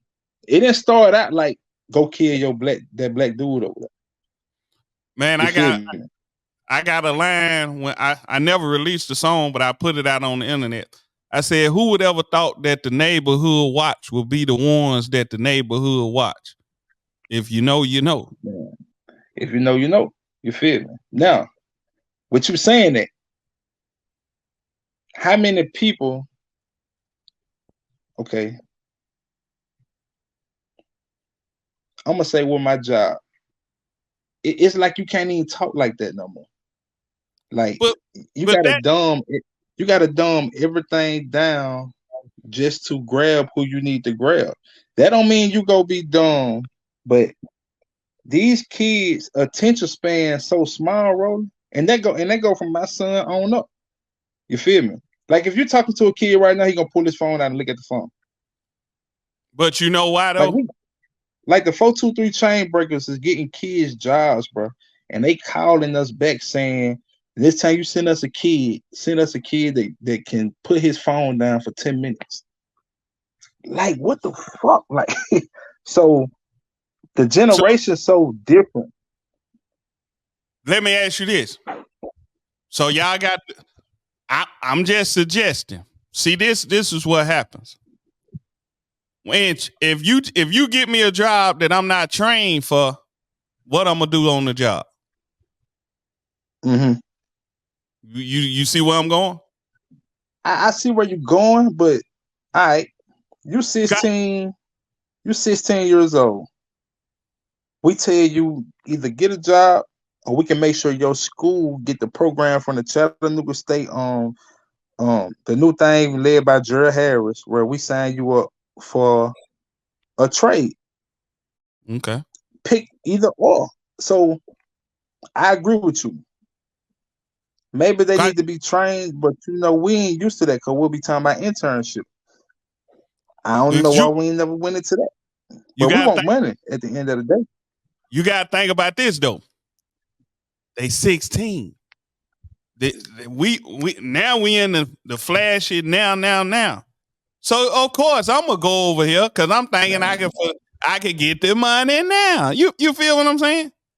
But if I ain't Right. trained, I ain't gonna last in the long haul. So if you send me over there and you know better, it's gonna look bad on you. Cause now that's when they gonna come back like, damn man, you gonna send me him? Put your Man, you phone know, down though, man.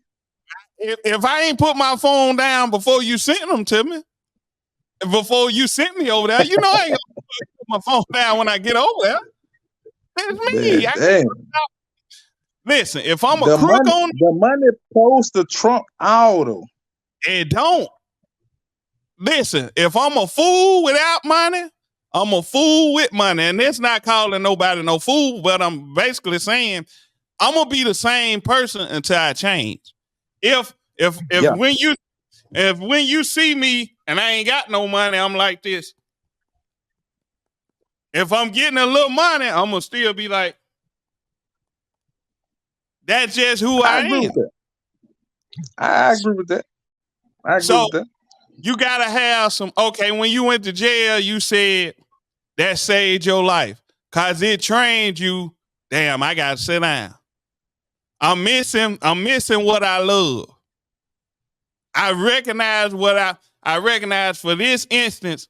It took me away from everything I love. That ain't what I want to do. So you come back and really, man, I can't even take this little chance no more. Because when I took this chance, you seen where it took me. But see, the problem is we always want to shortcut something for somebody. We don't make them and that's why our youth end up the way they are. In the 60s, think about this. In the 60s, it wasn't no shortcut. They had to go the long way around. Right. And they embraced it too. Yeah.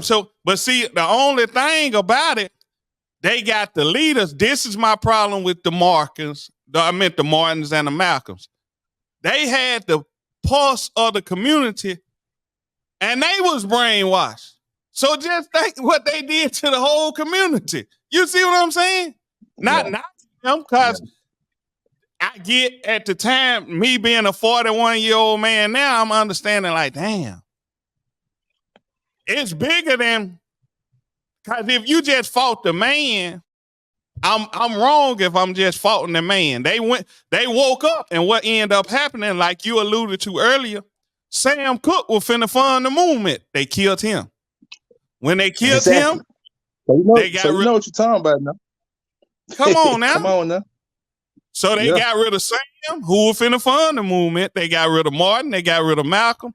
And then it's like, damn. So we got it further enough to where, damn, y'all, it's gonna take y'all even longer to recover. Now we for to tell you women. Now we for to tell you women when they don't need you. He go to Section 8 voucher, kick him out. Oh, y'all ain't doing that quick enough. Let me get a man this dope so he can get all his money and forget about man. They did a number, boy. What they did? Did we file for it? Yeah. We fell for it. But this what I did. We only fell for it because that's what they put out there. It was still successful blacks in the world that they never showed us. They only projected slavery. They only projected the black man going to prison. They only projected the angry black woman. It was always a whole nother side that if they projected that on, they know that good come from it. You feel me? That's why I be saying, people don't know how big who you look up to is. Like if you say dude your big homie, but he been in the West Side 50 years, something in you is fucked up. I'm gonna repeat that. Say it again. If you from the West Side, if your big homie been in the West Side 50 years, it's something wrong with your train of thought. Now, I got dudes in East Lake that been out there since 81. I look at them as OGs of my neighborhood. Like, man, damn, he ain't been nowhere. But as far as me looking up to him as something I can look forward to, no. Fuck no. I would be crazy to feel like that's a pedestal I need to get to. Now, how many people do me and you know mind frame change like that? That's the deprogramming that we got to get to, bro. Absolutely. So go ahead. Check this out. So I grew up in the West Side. So it was told to me by some people from the West Side. They was like, and I can share this because me and his brother, he know where I'm at. They was like, well, you looked up to Shorty P, Brian Shorty Herman. I said, no, the hell I didn't. They said, yes, you did. I said, hold it now. I said, when Shorty had Fam Records, I was at Howard, and I started my own thing. I never joined Fam Records. I could have easily been a member of Fam Records, but guess what? I'm not a thug. I wasn't going to jail. I wasn't on none of that. I wasn't no robber. I can't be, excuse my French, I can't be fuck 'em ass if I wasn't going to rob nobody. Right. So this is my thing, and this is why I push this on everything I do. I'm not a fan of no man. They be like, well, hold on. You like Vinny? Yeah, I appreciate Vinny as a musician, as an artist. Cool, he can rap. But a fan? Nah, I ain't no fan of nobody. Because guess what I understand in life? Bro, I look, when I was growing up in the West Side, I seen Shorty go to the penitentiary. I seen Vinny go to the penitentiary. I seen dudes die left and right. And I was like, nah, I'm cool on that. Yeah. I'm cool on that. So I'm like, man, I ain't never sold no dope. Like I said earlier, when my father passed, man, I'm gonna go get a job. They can call me a worker, they can call me whatever. But guess what? I ain't finna go do no 15 years for poisoning my people. Cause guess what I also knew on the backside? Growing up, when my father passed, I seen my mother get on drugs. So I'm an advocate for the dude who be like, damn, man, my problem is if you selling this to my people, you'll sell this to my mama. If she get hooked, you'll sell this to my sister. You'll sell it to your sister. You'll sell it to your mama. So somebody got to be the person to be like, I can't stand street niggas. That's me. Hey, So it's funny, but that's why I never sold crack. Cause my daddy was hooked on it. So I felt like he loved the crack more than he loved taking care of me. So I wouldn't never sell crack. It's funny you say that. Like, So that's why I never sold crack. it's a method to my madness, and I'm like, and I'm looking at when fentanyl hit. I'm like, damn. I'm like, hold on. I'm like, no, thanks. So I'm looking at dudes who ain't never got money, period, selling. Drugs been around since I was a little bitty boy. I'm looking at dudes who ain't never got money. And I'm like, hold on. I'm like, damn, you. All right, let me ask you this then. Let me ask you this. You said you ain't a fan of the street nigga, right? Nah, hell no. Because I got a book coming out. Let's plug why I can never be. Do you feel like it's a difference? Like with me, okay, a person to say I'm a street nigga, right? Only because I was in a gang, I sold drugs, and I went to the penitentiary. So according to street niggas, those are the 3 criterias of a street nigga, right? Now that I done been through what I done been through, I know I'm not a street nigga. The mentality of a street nigga never changes. So True. what I'm asking you is, do you believe in a reform? Hold on, let me see if I can ask you another way. Do you believe in certain people doing certain circumstances trying to escape something? Absolutely. Cause think about this. Okay. I've been knowing you since you was in the 9th grade. Even when you joined, you said you joined the gang in the 10th grade. You did what you did, even going to the penitentiary. I never, all that, even everything you went through, me personally, I never looked at you as a street nigga. I said, bro, he just trying to figure it out. So see, that's what people don't understand. And when I attack the street nigga, I'm attacking the mentality. I'm with you on that. Cause that's where I'm at with it right now. I'm like, bro, there's no way that you can see, and we can say Shawty. I ain't never met Shawty as far as like me and him personally, but of course I know the name. You feel me? All right. Yeah. You got Shawty at one point that was terrorizing the street. You know, I don't know enough about the situation to speak on as far as the rumor that they got out on him. I don't know if he did that or not. You feel me? But I do know when he got out the Fed, he started his own business. Off that alone, I have to say that he got out and did something positive. See, you feel me? He can grow onto that. No. Go. This is what I understand about people. Some people are dealing like I know Shorty's backstory, and I didn't know it at first, but when I knew it, when I learned it, I was like, damn, so this why he did what he did. Don't make it right.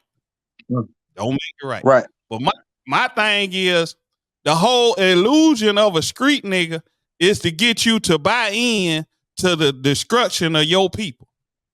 That's all I'm saying. Right. That's the play. That's the player. Right. So my thing is, even if you engulfed in being a street nigga, I'm gonna challenge your thought process.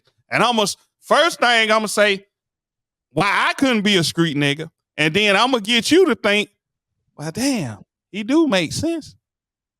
Like, damn, why? Even in the midst of it, I can talk to anybody who engulfed in the streets. And when we get to the nitty gritty, bro, why you want to do that? Look at where it's going to lead you. Yeah, you might get you some money. You might get you some bras. You might grow. You might ball for 2-3 years. Then when they come trying to get you 30 years, you're going to be like, hold up now. Hold on. Hold on. Hold on now. And then this is what's crazy. They got people, the street nigga mentality, they got people to think, well, bro, I'll go lay down and do these 20 and 30 years just to be a real nigga. And the real niggas ain't sending you nothing. Ask anybody who done been to the penitentiary, the real niggas, they ain't sending you nothing because they focus on them. Yeah. Believe me, I know. I know. And I'm saying you ain't hurting nobody. You ain't hurting nobody but the people who really love you. You feel me? At the end of the day, like that's who you fucking hurting. You feel me? So, and that's I be challenging a lot of the kids I be talking to, man. And it's funny that they'll listen to me over listening to you. And I did all that to try to become a person that don't sell drugs, a person who don't gangbang, a person who just take care of his family. You feel me? So, like, I be trying to explain to the kid. You can look up to me as far as what I changed into. You feel me? I had to kill a alter ego of myself to become who I'm becoming. You feel me? Like, I make sure I put that on the front seat to let them know, like, don't cherish this. Don't cherish that. That happened. You feel me? It's a makeup of what I done went through to mold me into becoming an author now. My book will be on here July 2nd if people want to buy that. Congratulations. And I got 10 books, by the way. I got my own dumpster service right now that I'm renting dumpsters out, and I work for the city. Cherish that. Like, look at that and say, oh damn, he got multiple incomes by doing something with his brain. But you know why? You know why they'll chair? You know why they'll never look at me the way they look at you? Because why you feel it? I'm gonna tell you why. It's a fact. Think about this. Because our society, we've been programmed. Going to the penitentiary is cool. Selling dope is cool. Yeah, man. I went to the penitentiary when I got out. Man, you real? I'm real. Once they find that I really didn't sell whatever. But I go to college and graduate. Nobody say nothing to me. Nah, we don't care nothing about that. Like, nobody say congratulations. Now I get a college degree. I feel like I'm better than everybody. I'm like, what the fuck? Like, so it's like, backwards. Think about this. We've been programmed to be a legend in the hood, die in the hood, go to the penitentiary and do 30 years. You a real stand-up nigga. And then the people who go to the penitentiary and do whatever time they do and come back, guess what I understand? And I put this on record. Everybody who go to the penitentiary and come back, before they went and they come back, they'll appreciate me even more. Cause they be like, damn, you ain't have to go through that to be. Cause now we in the same place. Well, and we ain't talking about money or anything, but now we in the same place. I ain't had to go to the penitentiary to get my mindset.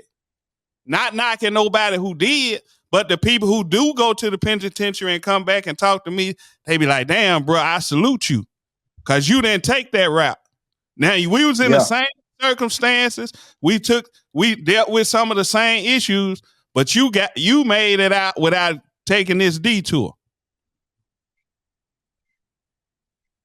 That's why all real men, I ain't talking about no street nigga, real men who go to the penitentiary and come back, man, I salute you.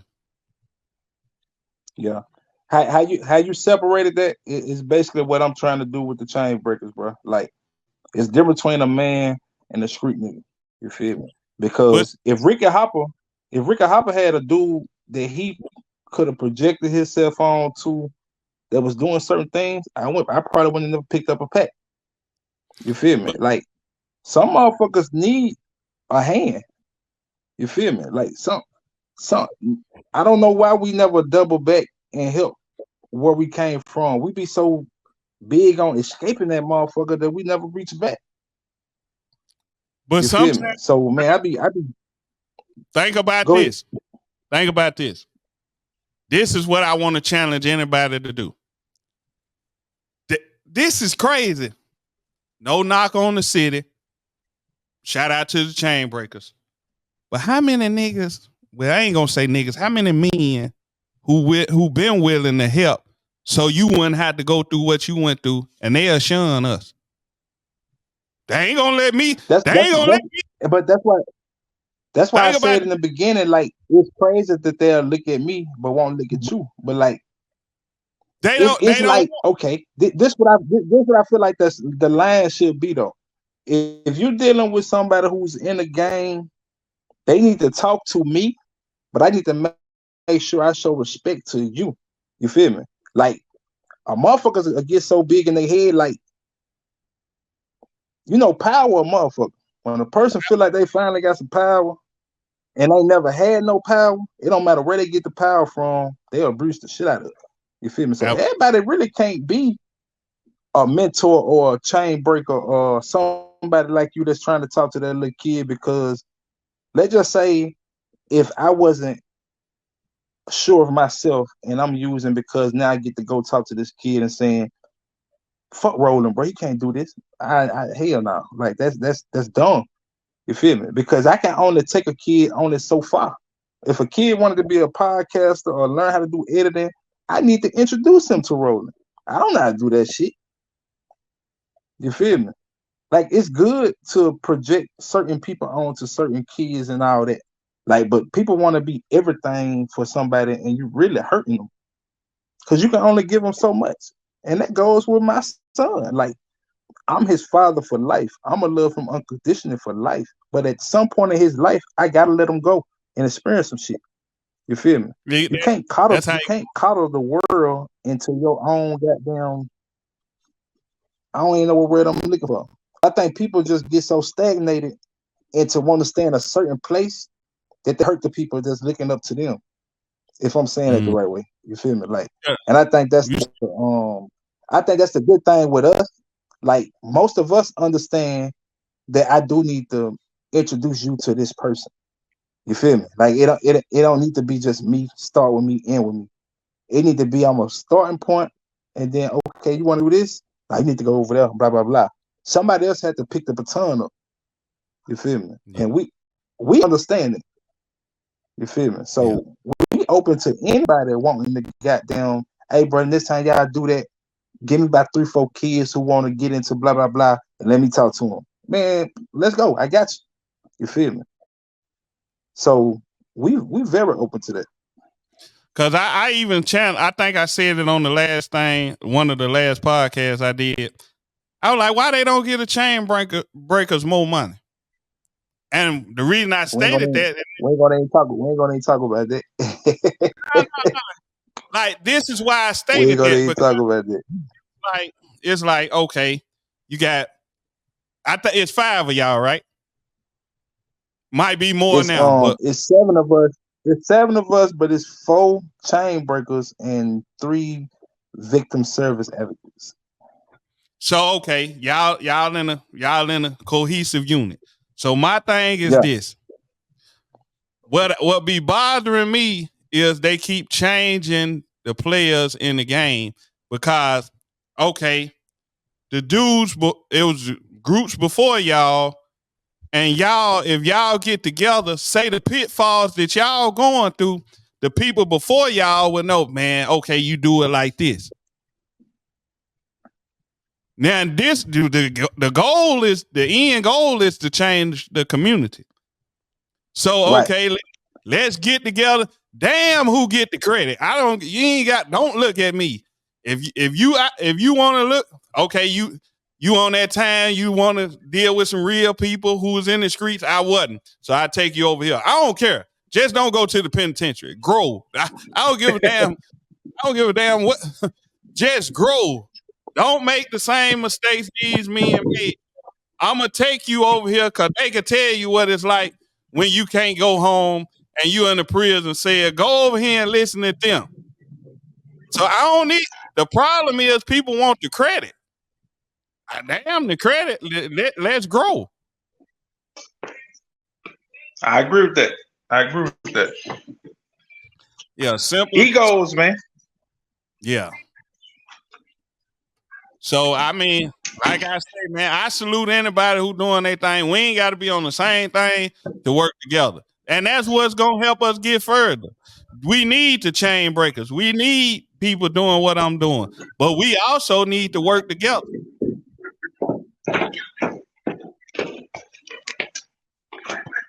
As long as we in the same book, we ain't got to be on the same page at the same time. As long as we in the same book, we are. Simple as that. So what you want to leave the people with before we get up out of here? I want to leave people with, it's always a marathon, man. Don't look at no situation like if you going through something, the only thing can stagnate you is you. You feel me? Like everybody has their own obstacles. Everybody has their own genius mind. You just got to tap into it. You got to be willing to get over anything in order to get to anything. You feel me? Absolutely. Well, man, we will definitely do this again, man. I definitely appreciate your time, and it was much needed, brother. Anytime, bro. All right, man. Well, I got your number, and we're gonna stay locked in, man. All right, bro. Shout out to the D program. I appreciate it, my brother. And with that being said, this has been another episode of the D Program Show with my brother Ricky Harper. And like that, we gone.